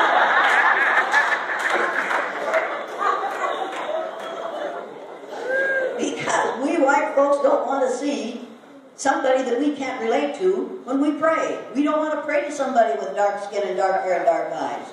We want somebody that is an old white man with a long gray beard that looks like Charlton Heston playing Moses. People, imagine what it is, how ignorant we are. God is a spirit and has neither color nor gender.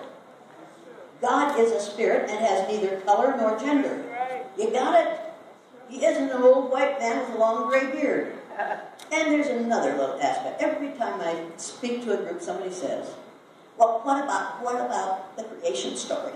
They don't want to hear about evolution. What about the creation story? How many of you know the creation story? The biblical creation story. Isn't it beautiful? And it's true. Okay? In the Garden of Eden, God picked up some dirt, right? And he turned it into a two-legged creature without any hair, or without hair, fur, or feathers. Okay? Would walk on two legs. The dirt in the Garden of Eden was made out of rotted vegetation, palm fronds. When vegetation rots, it turns either very dark brown or black. So the first person created by God was obviously a black male.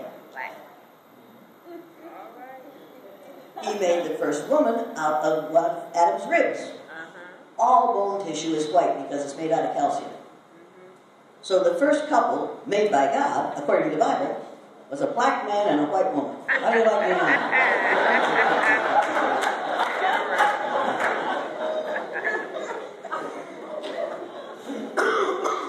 If you're going to preach that book to me, you better realize that I'm going to take it. And I'm going to ruin your faith in the rightness of whiteness. People, it's time to get over it. The Bible, according to the Pope several months ago, he said, the things that are in the Bible are nice moral stories. They are not fact. You got it? So white folks, you don't have to worry anymore. It wasn't a black man or a white woman. And somebody says, God made man in God's own image, so evidently God must be a black man. People, it doesn't mean that God made human to look like God. It means God imagined a creature that could walk on 2 feet and have some intelligence. How many of you know some creatures who walk on 2 feet who don't have a whole lot of intelligence? Now, folks, if you haven't read the book Sapien, S-A-P-I-E-N, get it and read it. The man wrote the history of humankind, and it's called Sapien, which means Homo sapien. Read that book. And before you read that book, get the book, The Myth of Race, by Robert Wald Sussman. It will blow you away because it will tell you the truth about what we've been doing, what we are doing, and what we're going to do more of unless we change this situation. Once my kids got sat down after we had done our praying for the day, I said, well, how many of you know anything about Martin Luther King Jr.? Well, every one of them raised their hands because I taught them about Martin Luther King Jr. We talked and we talked and we talked. I could tell these kids weren't learning a thing. I finally said, look, kids, do you have any idea how to be something other than white in this country? No. Would you like to know? Yeah. It was like, oh boy, let's keep this blog talking. We don't have to learn anything all day long. We've already gotten out of spelling and handwriting. Yeah, that's the more question. I said, fine. I think today we're going to give some of you the opportunity to find out how it feels to be other than white in the United States of America. I said, today we're going to judge people by the color of their eyes. And immediately one of them said, what do you mean? I said, I mean blue-eyed people are smart as brown-eyed people. I'm blue-eyed. I didn't dare have the blue-eyed be on top the first day. Blue-eyed people are smart as brown-eyed people. They aren't as clean as brown-eyed people. They aren't civilized as brown-eyed people. You give blue-eyed people something nice, what do they do with it? What do they do with it? What? Mess it up. Why? Why did they mess it up? She'll turn it off in a little while. She must be blue-eyed. Why did they mess it up? She is. Look, she's covering her eyes so I can't see it. I can tell what color your eyes are from a distance, honey, by the way you behave. But why do blue-eyed people mess things up? I'll wait. What? They're born that way, or they learn to be that way? They learn to be that way from other blue-eyed people. Immediately, little Debbie Hughes is sitting in the front row, looked up at me, and she was cross-eyed, so one eye went that way, and the other went that way. And I'm not making fun of her people, but that's what she looked like this. And she had buck teeth because she didn't have any braces yet. Her teeth were sticking out here and her eyes were doing this. And there she looked up at me and said, how come you're the teacher here if you've got them blue eyes? And I thought, well, you little shit. Now I know you'd have thought, well, you little scallywag or you little urchin. But no, that isn't what I thought. And then immediately, Alan Moss, blue-eyed Alan Moss, stood up in the back row and said, oh, Debbie, if she didn't have those blue eyes, she'd be the principal or the superintendent. They're both brown-eyed. And that quickly I knew that my blue-eyed, my white, brown, and blue-eyed children knew exactly how racism works. I didn't know that I had been teaching racism ever since I got into that classroom. I watched horrendous things happen in my classroom that day. I had taken all the child psychology courses. I thought I knew about expectations. I had I had seven dyslexic boys in my room that year. 4 of them were brown-eyed. On the day those brown-eyed boys were on the top in that exercise, they read words I knew they couldn't read, and they spelled words I knew they couldn't spell. And at the end of the day, brown-eyed Billy Thompson came up to my desk and said, Miss Elliot, where's my spelling paper? I said, what do you want it for, Billy? He said, I want to take it home and show it to my mother. She thinks I can't spell, and I can. He didn't find out until April 5th of his 3rd grade year that he could spell. And I didn't find out that he could either because he had been living down to my expectations of him. And I knew what to expect of him because of what his other teachers, his previous teachers had said about him and his older brother and his father in the teacher's lounge of the Riceville Community Elementary School. There should be a sign over the door of every teacher's lounge in every school in the United States of America. And it should say, caution, contents herein may be hazardous to students' health. Horrible expectations are laid down for students by teachers, not educators, but teachers in teachers' lounges in the United States of America. On the other hand, I had in my classroom that year a blue-eyed girl who came in February reading at the 6th grade level. She had a mind like a steel trap. She was absolutely brilliant. She was tall, she was fair-skinned, she was blonde-haired, she had blue eyes, reading at the 6th grade level when she came to my room. On the day she was on the bottom in that exercise, that brilliant child walked with her shoulders hunched as if to ward off an expected blow. She stumbled when she crossed the classroom. She made mistakes in reading, she made mistakes in spelling, and she forgot how to multiply. And I know why. And I knew why then. She had to live down to my expectations of her. Now, how many of you have seen the film, The Eye of the Storm? How many of you haven't seen that film? Oh, for the love of heaven. 20 minutes to 12. What time do we have to be done here? Anybody know? What does this mean? What? 20 minutes. I have to be done in 20 minutes? I can't possibly be done in 20 minutes. I want you to know that. Yeah? Good Lord. There's only one thing that I can do in just 20 minutes, and this ain't it. Not I can get my hair cut in 20 minutes. What are you thinking about? Shame, shame, shame. The devil knows your name. Getting right on. I was shocked at what happened to that brilliant girl that day. She came in from recess crying. I said, "What's going on here?" As she walked across the playground, two brown-eyed Debbies and a brown-eyed Cindy stepped up behind her. One of them reached up, struck her across the back with her forearm, and when Carol turned around, Debbie said to her, "Now you have to apologize to me for getting in my way because I'm better than you are." And she apologized and came in crying. Like some black folks say thank you when somebody says to them, "When I see you, I don't see you black." Never do that. Never again. Never say thank you. You need to say, "And if you have some other problems?" Because their main problem is ignorance. And you don't have to put up with their ignorance, but they will maintain that ignorance as long as you let them. As long as you say, "Yes, sir, no, sir, yeah, yes, ma'am, yes, no." They will let you put up with that, and that isn't just implicit bias, that's total ignorance. And the main thing that people of color have to do for white folks in this country is teach them. You have to educate them. You have to lead us out of ignorance because we don't know what we're doing, and we only know what we've been taught. And what we've been taught is racism. I went down to the teacher's lounge at noon that day because I was just horrified by what I was seeing. And the reason I was horrified was those kids were exhibiting the behaviors that I and the other significant adults in their environment had modeled for them. I watched those little brown-eyed kids become me for a day. And it made me sick, literally sick to my stomach. So I went down to the teacher's lounge at noon to share with the other 2 third-grade teachers what was happening in my classroom. I needed some support. In the teacher's lounge were about 10 teachers in the lounge, and the other 2 third-grade teachers were 2 of them.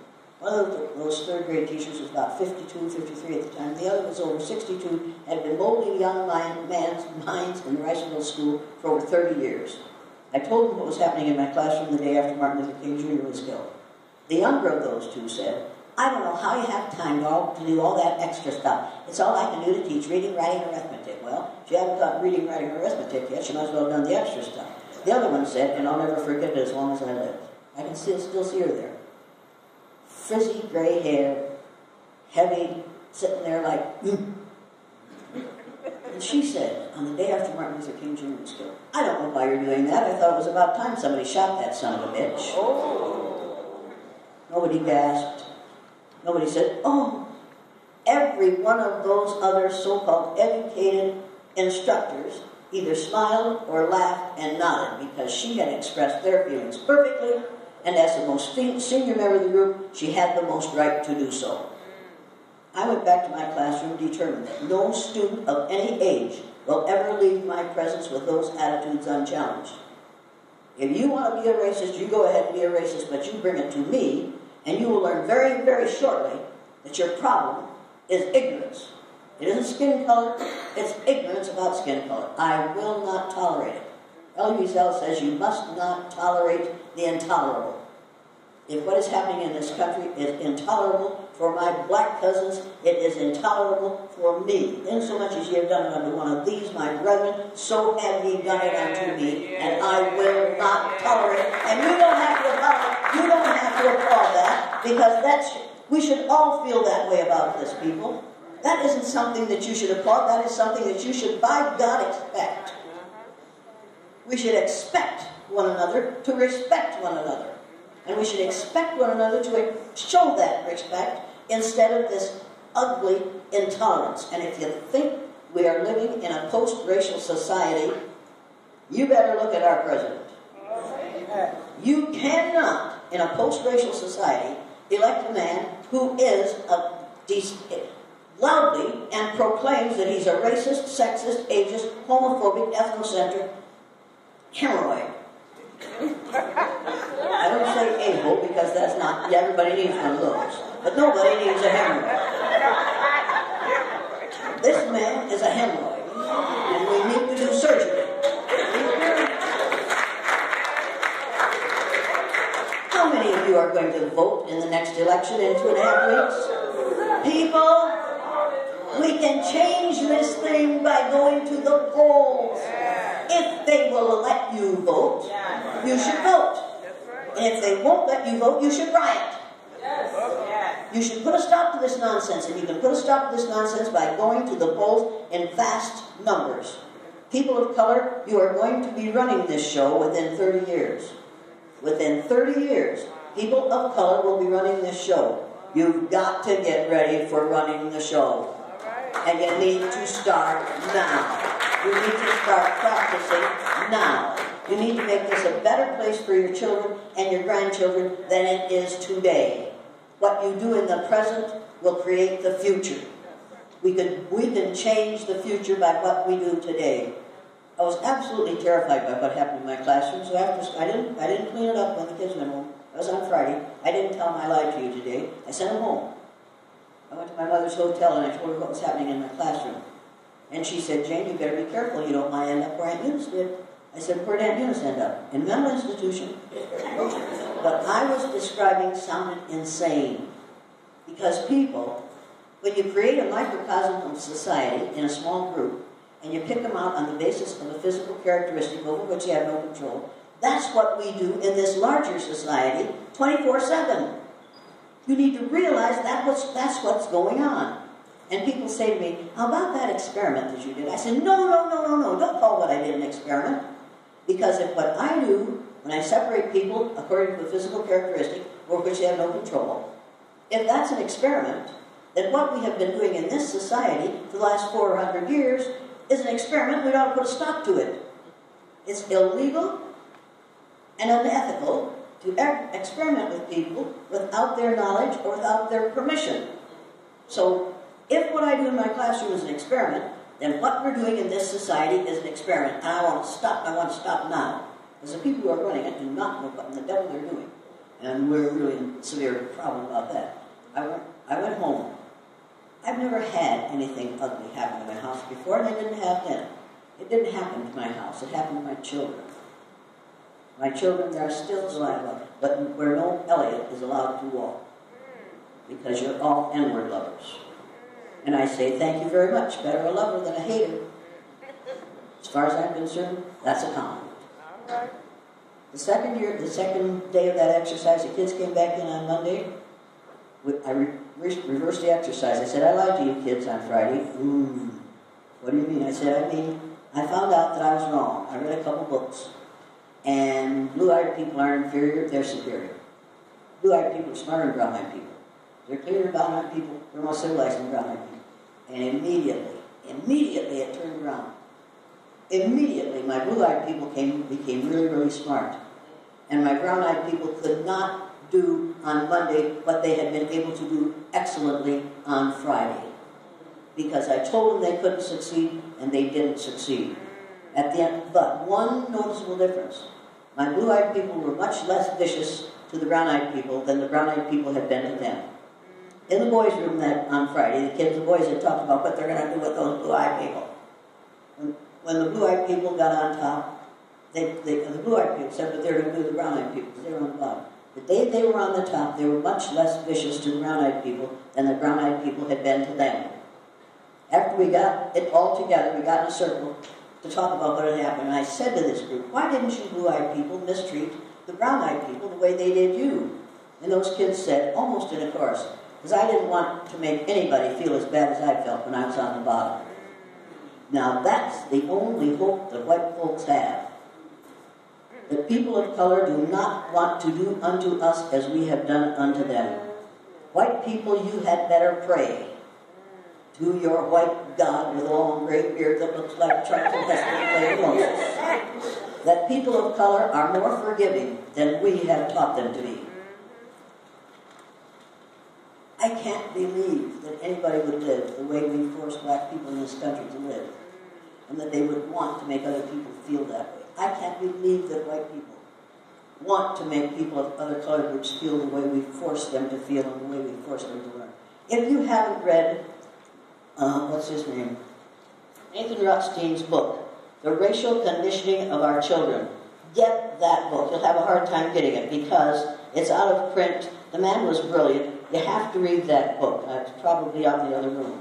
See if it isn't in my purse. And also, if you haven't read this copy, the April issue of the National Geographic magazine, get this magazine. Steal it if you have to. Get this magazine. Go to the library. The library is supported by your tax dollars.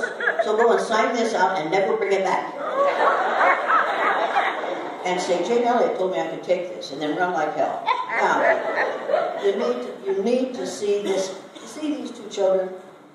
These are twin girls.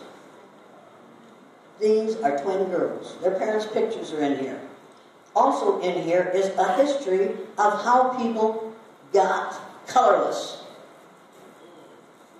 And how we got colorless is black people, brilliant black people who were creative and courageous and curious, left the area near the equator and moved north. And as they moved north, their bodies produced less and less melanin, so their skin got lighter and lighter and lighter. And so did their hair, and so did their eyes.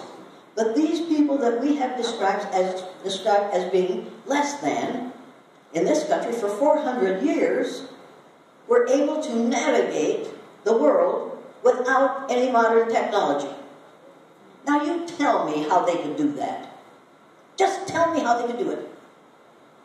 They could do it because they're smarter than we have ever been allowed to believe. They are still smarter than we are allowed to believe. Woe be unto you if you're black and you succeed. We'll find a way to figure out that you cheated to do it. We will call a black man, who you think is our first black president, a non-citizen. Barack Obama was a citizen of the United States, people. But he was born where? In Hawaii? And everybody knows that's an island surrounded by a lot of water, like we don't pay any attention to Puerto Rico, because that's an island surrounded by a lot of water, and it's real hard to get to those folks. Oh my God. Now, who was our first black president? Who was our first black president? Who? Abraham Lincoln. Abraham Lincoln was our first black president. He was part black, he was part white, and he was part Cherokee Indian. He was a Melungeon. There was a whole mess of them in Kentucky, and he was one of them, people. And get a picture in your mind of what Abraham Lincoln looked like. He had Indian hair, and he had limbs, long legs and arms and hands. He looked like something other than a typical white man, because he was other than a typical white man. He was our first black president. Now, how many of you think that the Republican Party, which calls itself the Party of Lincoln, will be changing its name shortly?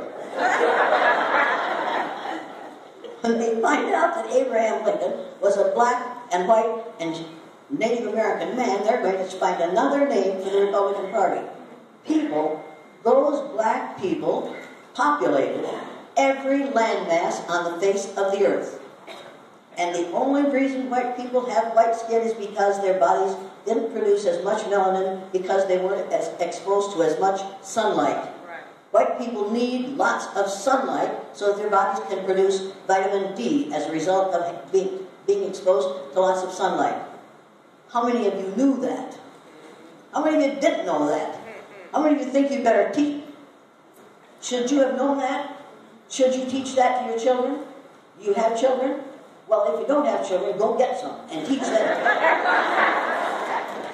People, as the twig is bent, so grows the tree.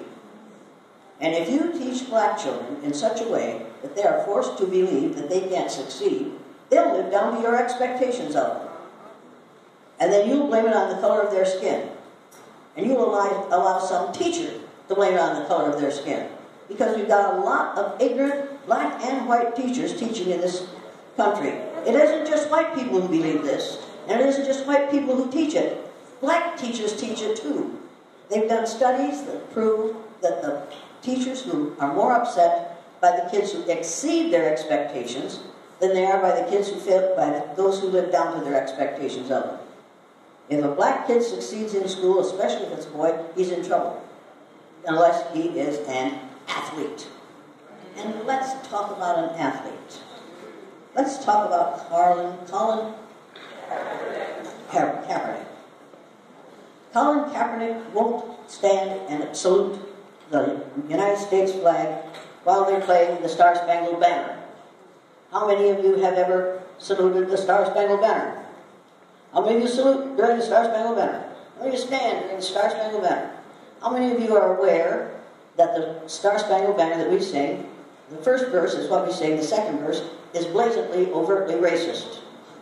Get a copy of it and read it, and you won't salute the Star-Spangled Banner either. The last line of the Star-Spangled Banner says, "Oh, say does that Star-Spangled Banner yet wave for the land of the free." And that means those white folks in the stands that can afford to buy the tickets. That's the land of the free. And the home of the brave, that's those black men on that field who put themselves out there in danger of all kinds of concussions and all kinds of bodily injury in order to make enough money in the short number of years they're able to play that in that athletic competition. And you think they're making a lot of money. Their health is being ruined, but they're brave enough to do it.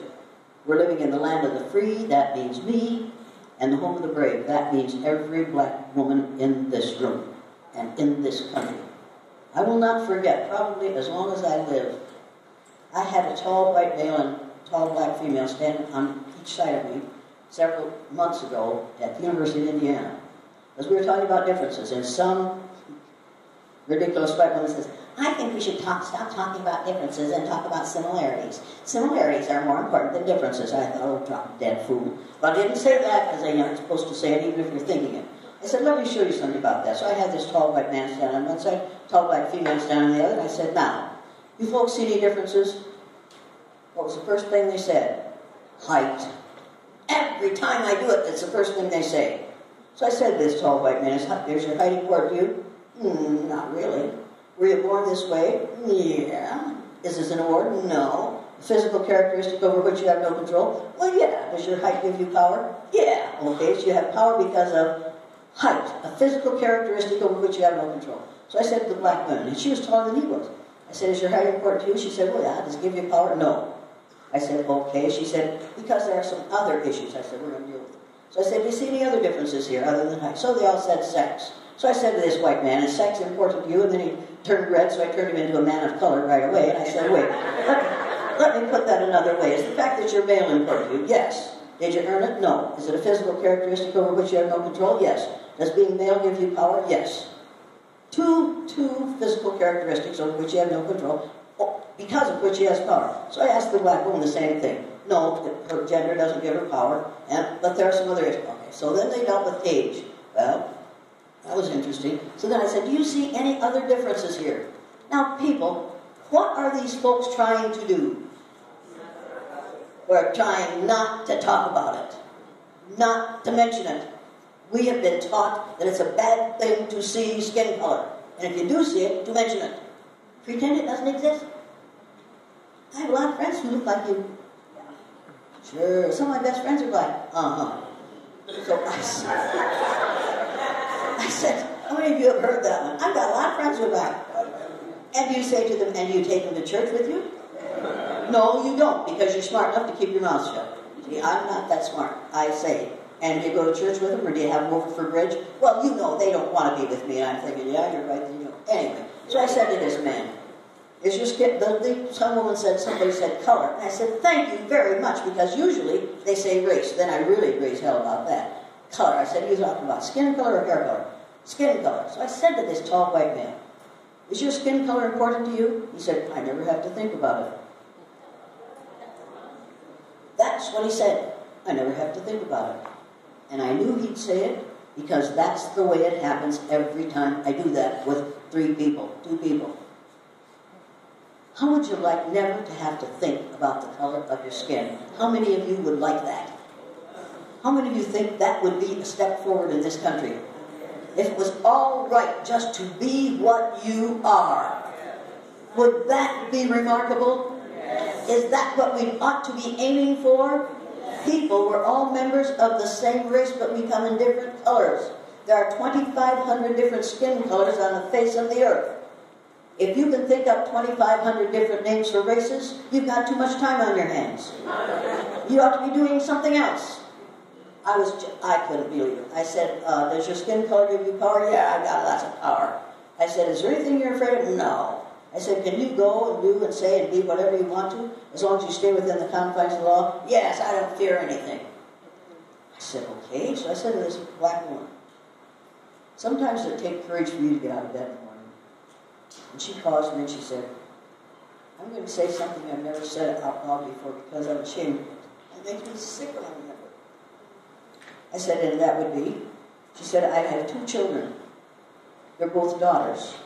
Both times when I was pregnant, I prayed that I wouldn't have a son. And I said, and that's because? She said, because I didn't want to think about what he'd have to go through and what I'd have to go through when I lost him. And she didn't say if I lost him. She said when I lost him. You could have heard a feather fall in that room. The only sound you could hear was that tall white man going, and I thought, cry, you SOB. If you haven't learned anything here today from me, you better have learned it from this woman. And I said to that group, what the hell have we done? When a white woman is pregnant, she wants to have a son, and many times to carry on the family name. A black woman is pregnant. In many cases, she prays that she won't have a son because she knows that in this country, he may not live to carry on the family name. This is a crime against humanity, people, and we're committing it on a daily basis in the name of Christianity. Now, we want to go through these. How many races are there on the face of the earth? 1. If you wrote a number other than 1 on question number 1, give yourself an F. Number 2, racism is A, genetic, or B, a learned response? B, it is a learned response. Nobody is born a racist. There is no gene for racism, sexism, ageism, homophobia, or ethnocentrism. Those are all things you have to be carefully taught. Number 3, what do we call those whose parents are of different color groups? Mosaic. Not biracial, because there's only one race. You can't be biracial if you came from this planet. So when somebody says to you, I'm a biracial extract, you say, oh, which of your parents came from outer space? And then you have to explain to them that a mosaic is something new that is made of many different elements. Now you won't find that in the dictionary, according, as it means, as it connected to race, but mosaic is a better word than multiracial or interracial or biracial because there's only one race. Number 4, you believe in the golden rule or the platinum rule? A is the golden rule, B is the platinum rule. Which one's right? B, the platinum rule. If you got that wrong, give yourself another F. Number 5, the problem which encourages racism is A, stupidity, B, ignorance. B, ignorance. Number 6, racism has been around, A, forever, B, 500 years. 500 years. It was started with the Spanish Inquisition. Before the Spanish Inquisition, it was ordered to be all right to be whatever color you are. We deliberately, during the Spanish Inquisition, remember, people who were running the Spanish Inquisition were killing Jews. They had killed several thousand people before they realized that they were killing some Christians. They couldn't tell what their religion was, so they didn't realize they were killing people who were Jews. So then they decided they'd find another way to decide who to kill or enslave, and they set upon skin color. So if you didn't put 500 years, fix it. It's only been around for about 500 years. And if you read the book, The Myth of Race, you'll realize that. Number 7, the cure for racism is A, education, B, indoctrination. A, education. You'll never cure it as long as all you're doing is indoctrinating people. Number 8, I have read The Myth of Race by Sussman. How many of you checked that one? Okay. Nile Valley Contributions to Civilization. 1. Wasn't that good? What's it? Boynton. Browder. Anthony Browder. Fantastic. You all agree to people. Number C, They Came Before Columbus. How many of you read it? Interesting book? Fantastic. Now, number 9. What is the opposite of gay? You're wrong. I have gay and lesbian, relatives and friends. The opposite of gay in this country is said is straight people. The opposite of straight is bent, misshapen, or crooked. My members of the LGBTQ society are not bent, misshapen, or crooked. You got it? They are staid. S-T-A-I-D. It is the opposite of gay in the thesaurus. How many of you know what a thesaurus is? Of course you do.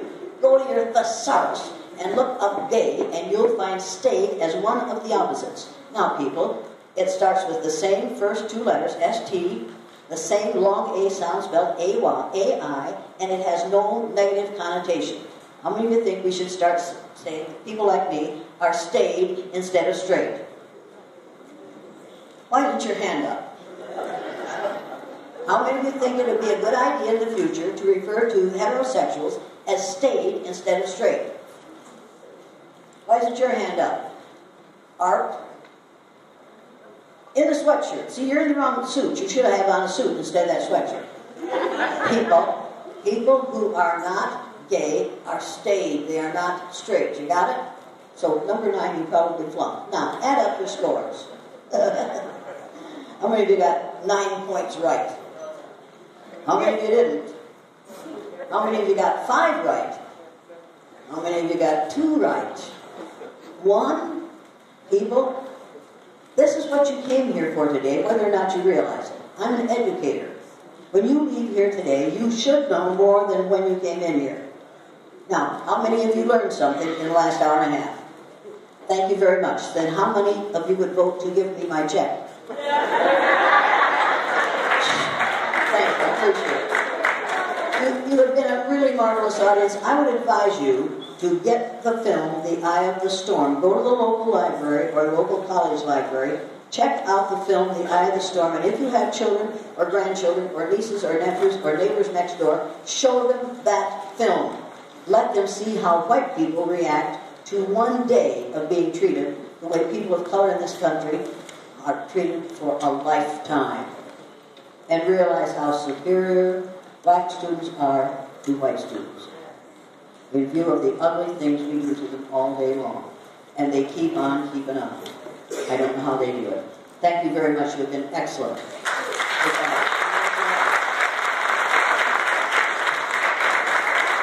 Thank you, Cousin Jane. Listen, guys, we're not done yet. There's about a 30-minute Q&A session, and then Supervisor Frank Zuccarelli is going to... You done? No? Yes. So we've asked for you all to fill out but how is it that you didn't take to those same kind of racial teachings? Can you explain that? I grew up instead of growing older. Lots of people grow older. Some people grow up. When you grow up, you give up those childish... And when I became a man, I put away childish things. When I was a child, I spoke as a child, I entertained something as a child, I thought as a child. When I became a man, I put away those childish things. You realize, when you've had a father like mine, who said, never judge a book by its cover, and who said, only a fool stumbles on something behind him, and he considered racism something behind us, and we should stop stumbling over it. And my father said, a fair thing is a pretty thing, and a right wrongs no man. And I also read Bell Hooks' first books. Bell Hooks, how many of you know who Bell Hooks is? You'd ought to read her first books, not the last ones, because the last ones are all about love. Now, let me ask you a question. I'm going to form a new society, and in this society, you are going to be guaranteed either love or justice. If you get love, you won't get justice. If you get justice, you might not get love. Now, how many of you would vote to be guaranteed love? That's damn foolishness. How many of you have had some white person say to you right after they've said something ignorant, well, you know I love you. How many of you had that one? How many of you had a father who gave you a whooping and said, I'm doing this because I love you? And how many of you thought, I wish you'd love me a little less, Dad? People, we have a society in which we talk love all the time. I love chocolate cake. I adore my husband. I adore my children. There's something I don't want to use, I don't want to consume. I don't want to throw away if they do the wrong thing. if we have a society in which we say we love people but don't provide justice, they will not love us and they will not treat us justly. So we've got to have a society that believes in justice. If you treat me justly, I'll treat you justly, and Bell Hooks says if we start treating one another justly, we might end up with a loving society. If we don't, we won't. How many of you then would vote for justice? And we can guarantee justice, people. It's in the Constitution. And it's also in the Bible that we teach so happily. Is that the last question? No, that's the first one, cousin. So, second question. Yeah. This is asking for a friend again. He has lots of friends who ask strange questions, doesn't he? Okay, cousin, go for it. Can you offer a few ways a high-quality education might better prepare K-12 grade American children of color for the challenges of the 21st century systemic racism? Oh my God, that's a long question. Okay, here's the answer. Go to my website, jane@janeelliott.com. Download the printed learning materials. The first page is a set of typical statements that white folks make. On that page are statements that you've all heard. I don't have it with me, so it's here in here somewhere. I'm not going to look up. Here's a list of typical statements. How many of you have ever heard this? To a minority. No matter what I say or do, it doesn't suit you. You're never satisfied. As far as you're concerned, I can't do anything right. How many of you have ever had a white person say something like that to you? How about this one? Love can't be legislated. How about this one? Every person should be judged solely on the basis of his or her accomplishments, regardless of race. How many of you have heard it and then seen it not practice it? I don't understand what you people are saying. How many of you have heard that one? 3 weeks ago, I was on Jada Pinkett Smith's Red Table. How many of you know what I'm talking about? Well, I didn't know until I got there. And she brought a white woman down who works for her company so they have the white woman's perspective on race. Almost the first thing that white woman said was, "I just don't understand black people." And I'm standing back outside listening to this, and I'm thinking, oh, I'm going to kill her. I'm going to kill her. And this black guy's standing there, and I wrote down, El Crackle. And I stood there and wrote notes as this white woman made the most ignorant statements that I've heard in many years to Jada Pinkett Smith, who's black, and who has the most absolutely adorable husband on the face of the earth. And whose daughter looks exactly like him, and is brilliant, and a mother who is brilliant. And here's Jada. I thought, oh my God. And so I said to the guy standing there, look, if I'm not out there at that table within 3 minutes, I'm going home. I didn't come here to listen to this nonsense. So pretty soon they ran me down there, and they ran that woman over and had her sit on the other side. I tell you. The first thing Jada Pinkett Smith said to me was something like, well, Jane, what do you think about this so far? I said, you know, Jada, you got a brilliant daughter and a brilliant mother, but you need some help. That was not the way to address the hostess, right? I should have said, how nice it is that you invited me to be here. But every word that that white woman said was taken as if it were gospel, because it came out of a white mouth.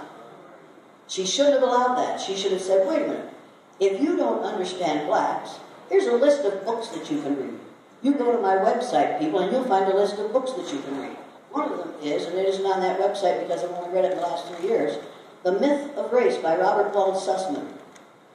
The Browder book, Nile Valley Contributions to Civilization. You better read that book. Whitney Young's. Just look up Whitney Young's name, you'll find the title of the book. There's a list of commitments to combat racism. What you do if you are people of the black persuasion, if you have black skin and you have white relatives, neighbors, whatever, who make these ridiculous statements, you get that list of commitments to combat racism. Go through it, check yes, those that you have done, check no, those that you haven't done, then go back and circle. I'm talking about white people doing this. Then circle one that you check no, put the date beside it, and do it for a month. At the end of the month, take that paper out, see what changes you made as a result of doing that one thing, write some notes to yourself about what you learned by doing that, and then circle another one and do that for a month. If every white person in the United States of America would go through, I think there are 18 commitments to combat racism, we could change the level of racism in this country in 2 generations. I haven't a doubt in my mind about that, because the students who went through the blue-eyed, brown-eyed exercise in 3rd grade are raising their children differently than their peers are, and in a different way than their brothers and sisters are. They are changed as a result of going through that exercise for one day. People, we change black children all day, every day, and not in a positive way, because we put them through the skin color exercise all day, every day. And we think the damage is only being done to black people. It isn't. It's being done to white people too. We don't associate with those who are different from ourselves. Think of the joy, the companionship, the learning that white people lose by refusing to be around those who are different from themselves. It just makes me sick. And as a result of that, my daughter married a Saudi Arabian. Do not marry a Saudi Arabian. Did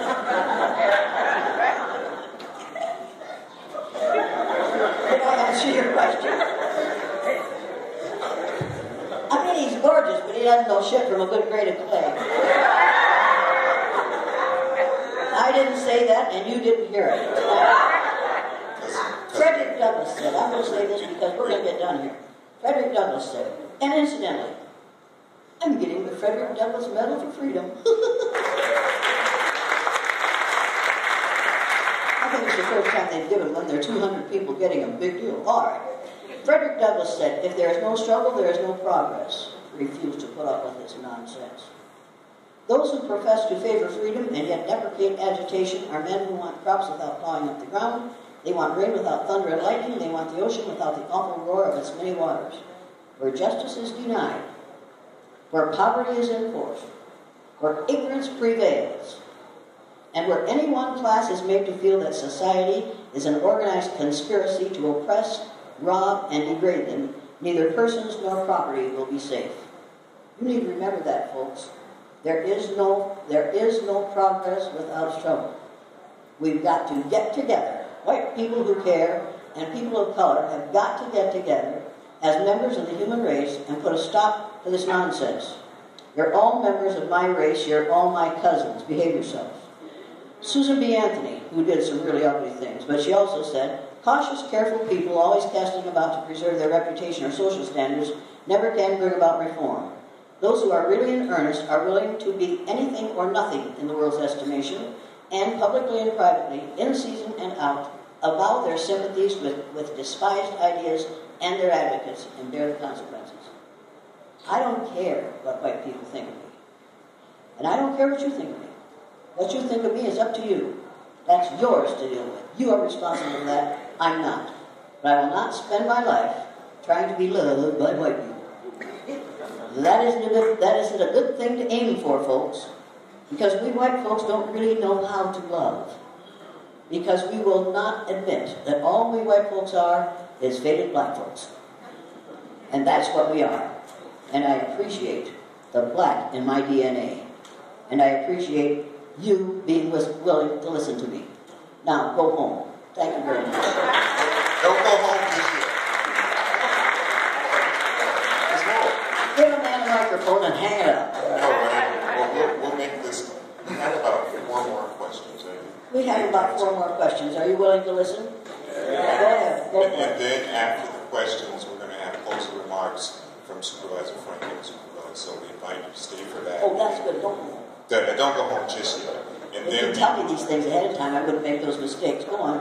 That's the question. we rehearsed this, right, cousin? We did not, and I wish we had. All right. Is there a difference from your perspective between racism and prejudice? No. I'm prejudiced where snakes are concerned. I don't like them, and I stay away from them. So prejudice isn't the problem.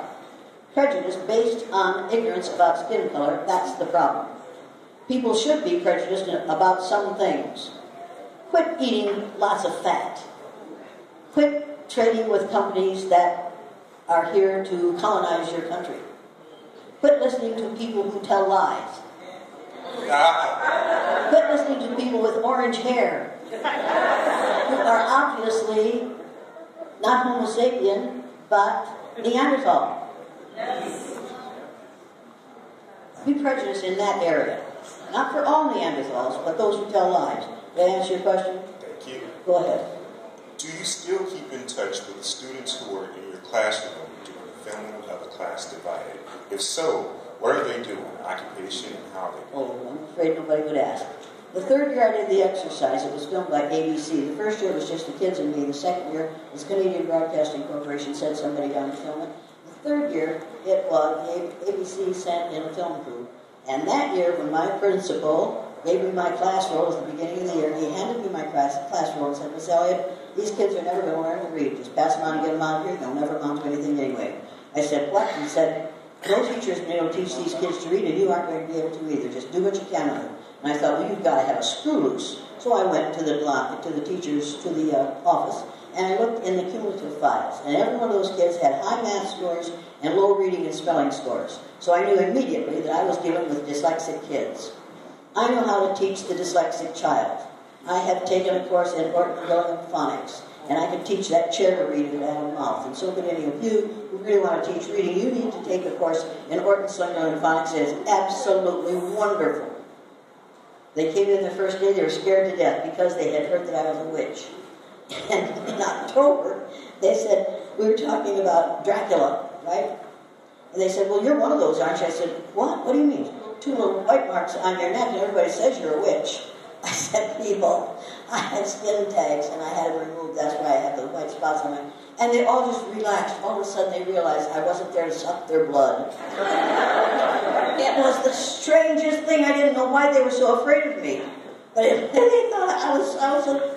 What is Dracula? Vampire. They thought I was a vampire. I could have gotten. Anyway, people, these kids were told they couldn't read. Their previous teachers, one of them, had been in school for 5 years. Kindergarten, first, second, and now third. She was in school for 5 years, and she still couldn't speak so you could understand her. She had a language all her own. One of them was a stutterer when he came into my classroom. 3 of them had been identified as mentally retarded by the Albuquerque Children's Clinic. I got 16 of those kids in my classroom, and they were all dyslexic. So when they came in, I said, here's the way it is, kids. Other teachers have told you you can't read. They're wrong. I know how to teach you how to read, and you know how to learn how to read because I'm going to show you how to do it. And when you leave here, you'll be reading at or above the 4th grade level. And they all look like, you really are crazy. You're as crazy as they think you are. I said, no, you will be reading at or above the 4th grade level when you leave here because I know how to teach you how to read. When they left my classroom 9 months later, they were all reading from the 4th to, and their independent reading level was the 6th grade level. Because I know how to teach every child how to read. And I have taught a 54-year-old wealthy farmer who could buy and sell me several times over. And I taught him how to read when he was 54 years old. And he came to see me and to learn how to read because I had taught his son how to read, 2 of his sons how to read. People, we could teach every child how to read if we would teach teachers how to teach. But we don't. We teach them look, say, or we teach them whole word, or we teach them read the pictures. Bullshit. People, we need to teach them that the language is a code.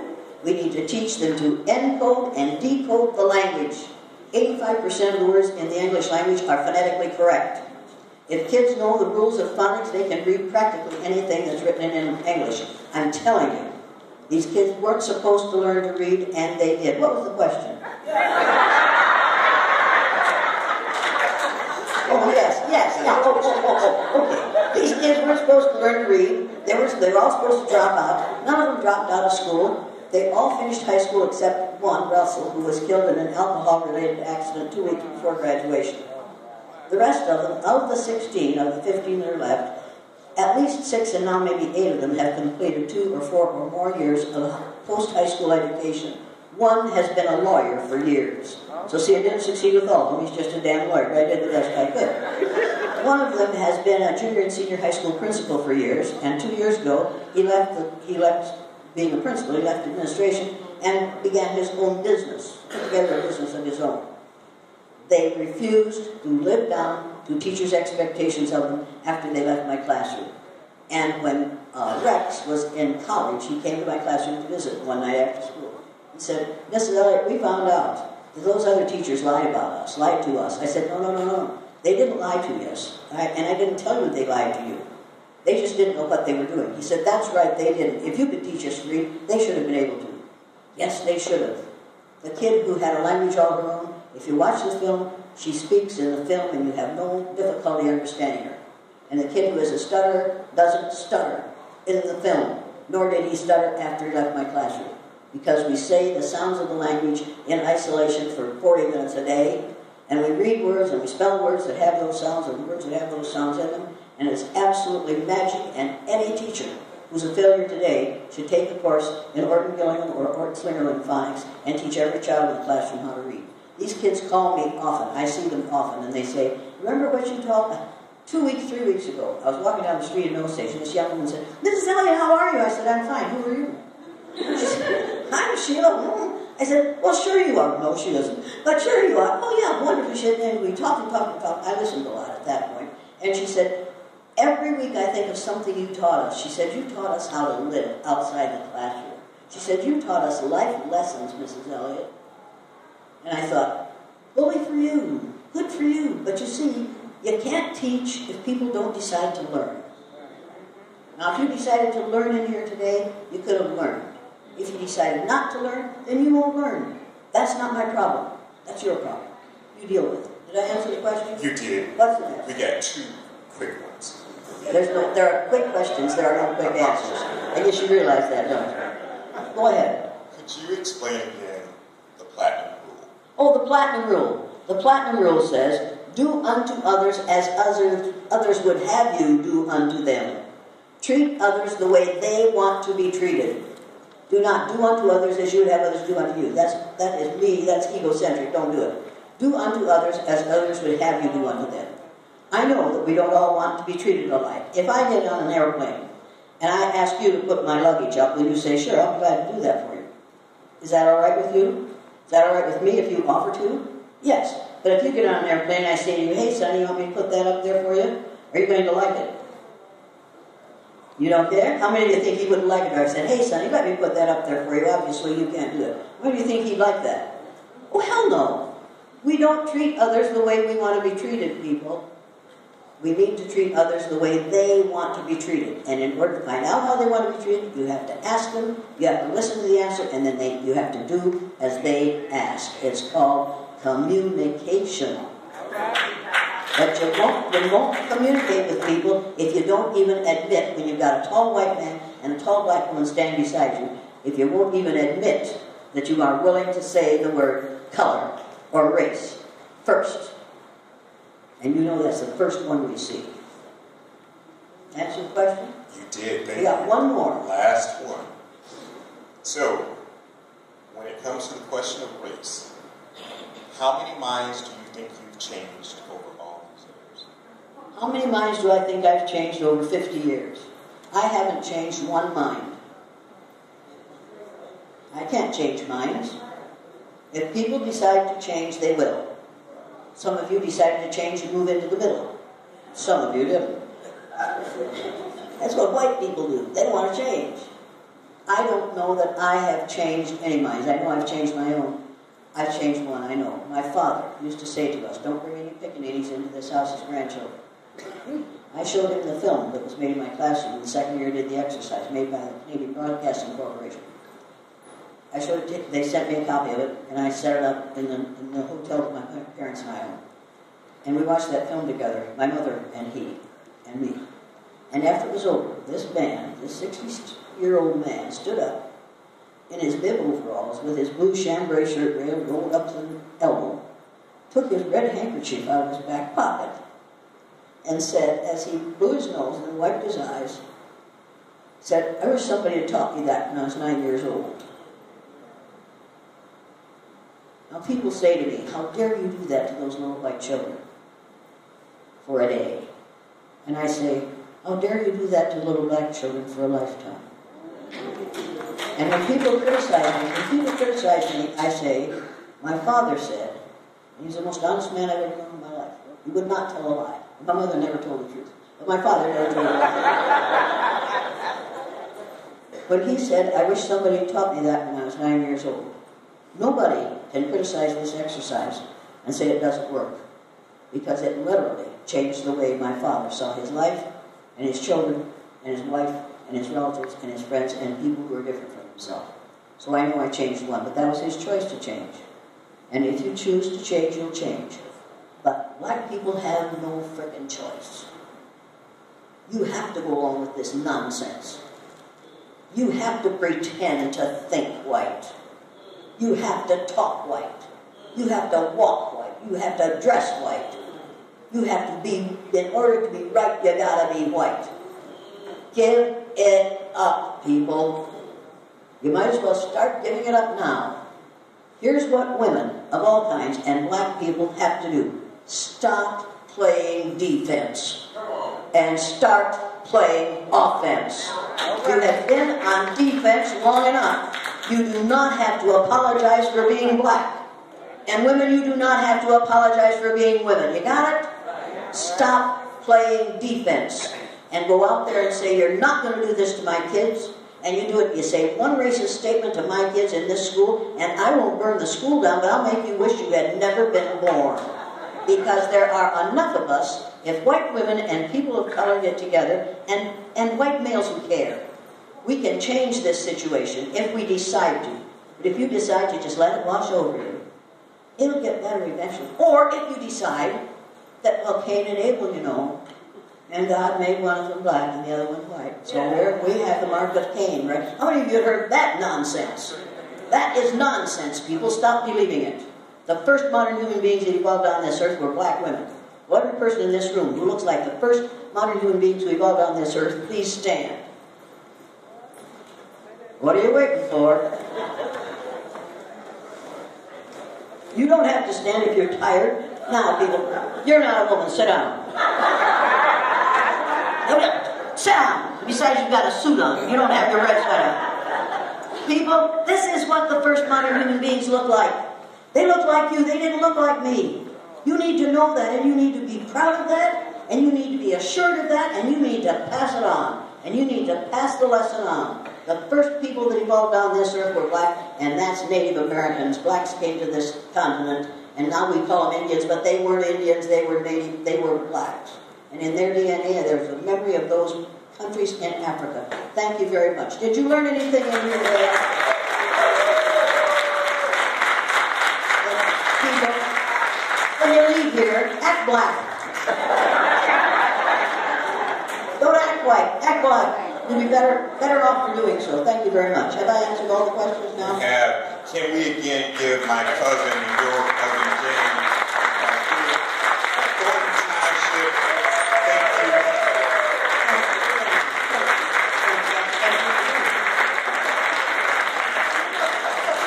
Says that doesn't do. So, thank you all so much. We're going to ask for you to hold tight just for a minute. We'd like for the man that's responsible for at least allowing me the opportunity to keep pushing the envelope. You guys know with our Black History Day programs, what we do for Martin Luther King Day, and even the exposure that we're able to have with the Human Relations Commission, that this is going beyond. You know, we had people like Dick Gregory here. You know, we had a Black Panther here a couple years ago. We had Dr. Margaret Burroughs here. We had the Pullman Porters. We've had people like the Tuskegee Airmen.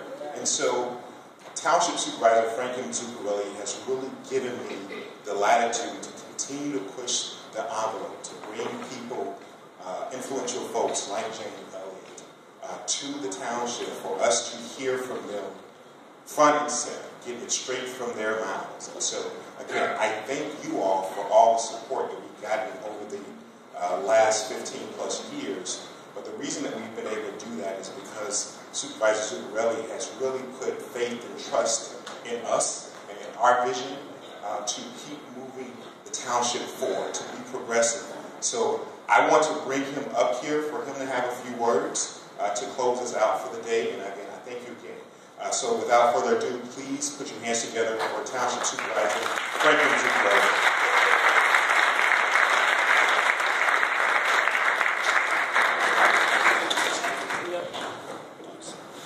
Hello, everyone. Sorry, we anticipated we'd have an overflow crowd.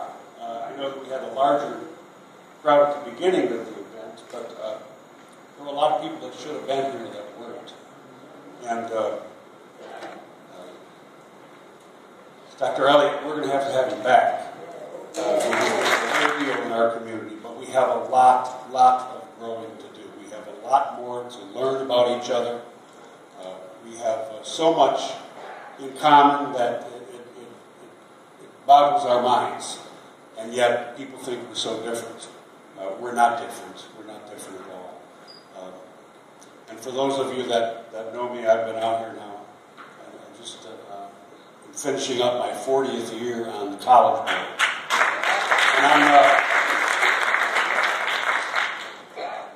And I always thought 60 was old, but I guess it's not that old. In my lifetime, as I look back at it, I have more people of color that are my friends than people that look just like me. And that's because of my experiences. When I walk into a room, if I see people, I enjoy that they're there. I'm just happy that someone came to talk to me. So I don't care what color they are, and most of the time I don't even know what color they are. I don't pay attention to that.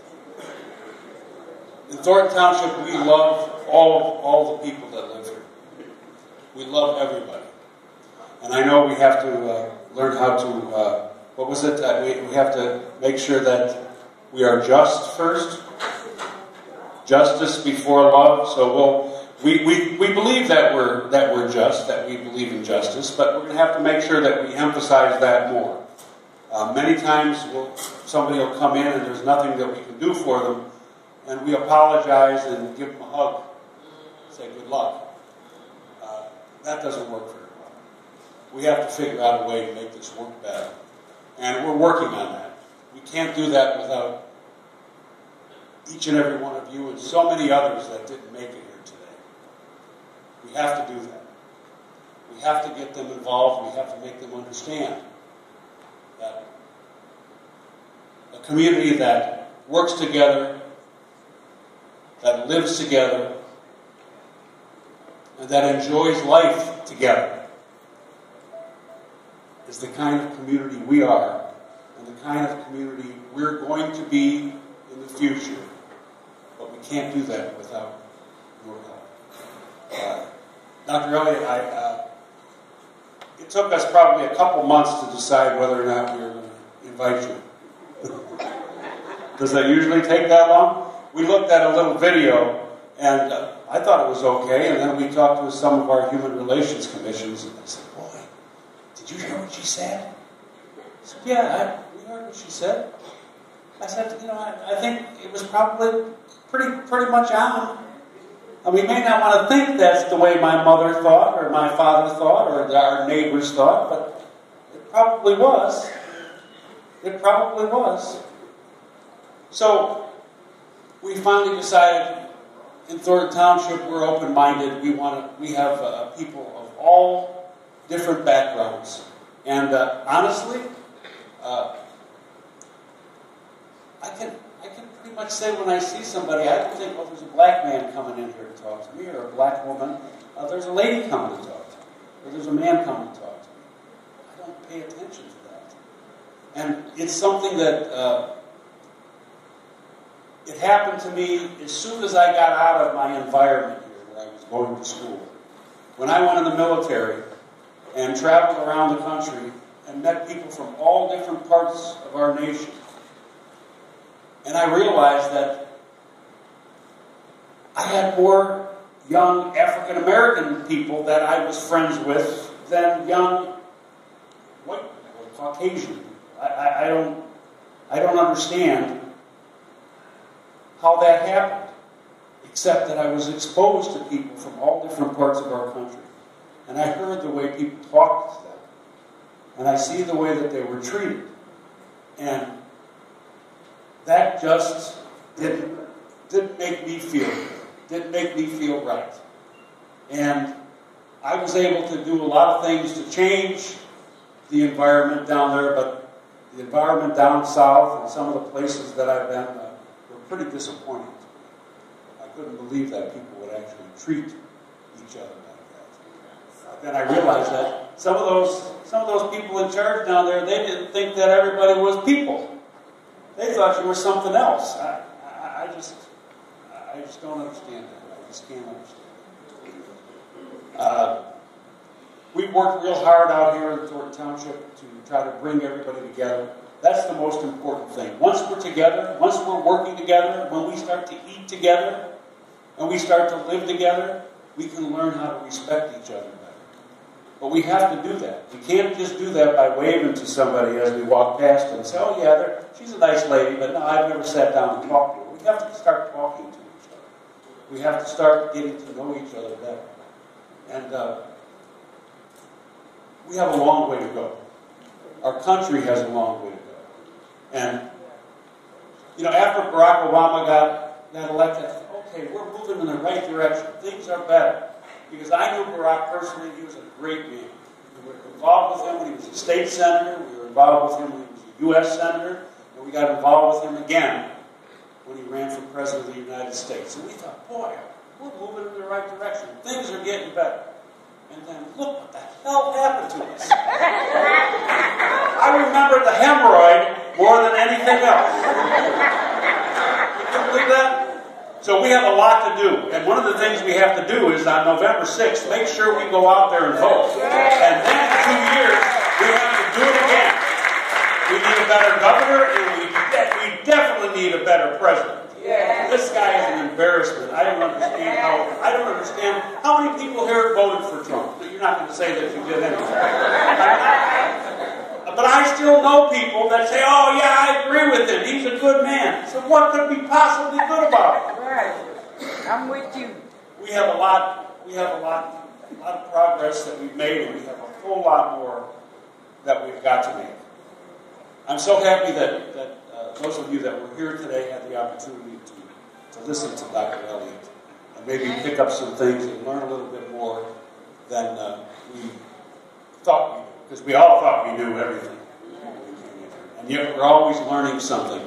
Tell some of the young people that work with us, they say, well, I know you think, you're older, you're smarter. No, I'm not older, and I am older, but I'm not smarter. I learn from 16 and 17 and 19 and 25-year-olds all the time. We all learn from each other. And as long as we keep learning from each other and keep caring about each other and making sure that everybody is treated fairly, that we operate our daily lives justly. That's a tremendous observation and something that we all have to make sure that we pay attention to. Thank you so much for coming. I've got some people that I want to introduce. I don't know how many of them are still here, but I'm going to tell you their names real quick. Some elected officials that were here with us today. From the city of Harvey, the 3rd Ward Alderman, and a candidate for mayor of the city of Harvey, Mr. Chris Clark. He was sitting right there. Where'd he go? Did he leave?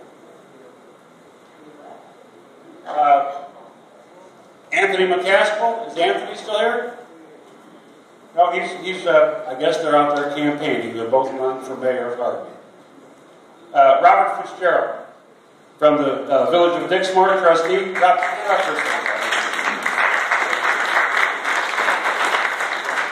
Sandra Slayton, from a trustee from the Village of Hazelcrest.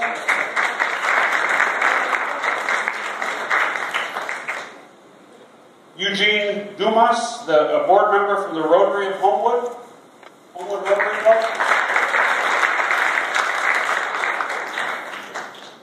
Larry Lawrence, from School District 148, the Vice President. Hey Larry, how are you?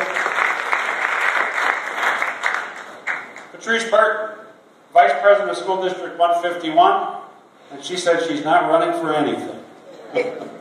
Where's Patrice? Did she had to go? Felicia Johnson, from the Harvey Public School District 152, and a candidate for Alderman in the 6th Ward.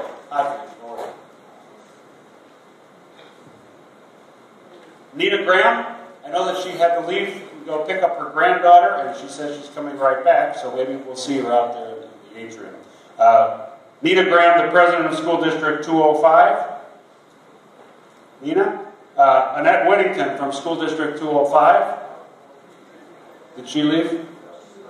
Oh, she's in the hall. Okay. Trustee Louise Copeland, the Dalton Library trustee.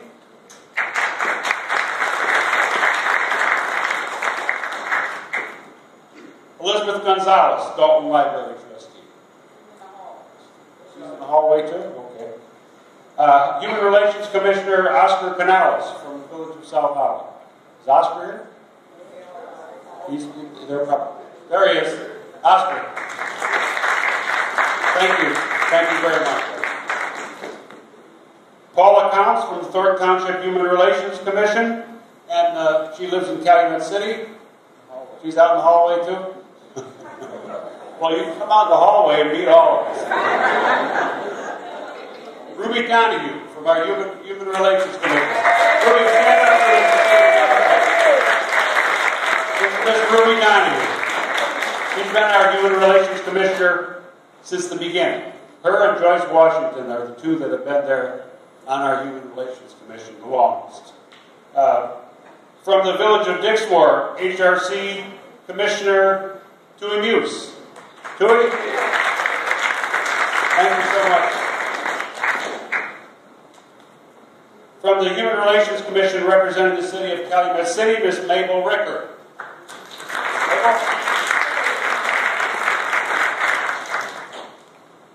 From our Human Relations Commission, representing the village of Lansing, Mr. Bert Rivera. I know Bert's here because I was talking to him already. Okay. Joyce Washington from the village of Dalton, the 20-year trustee with us here at Thornton Township, and the chairman of our Human Relations Commission.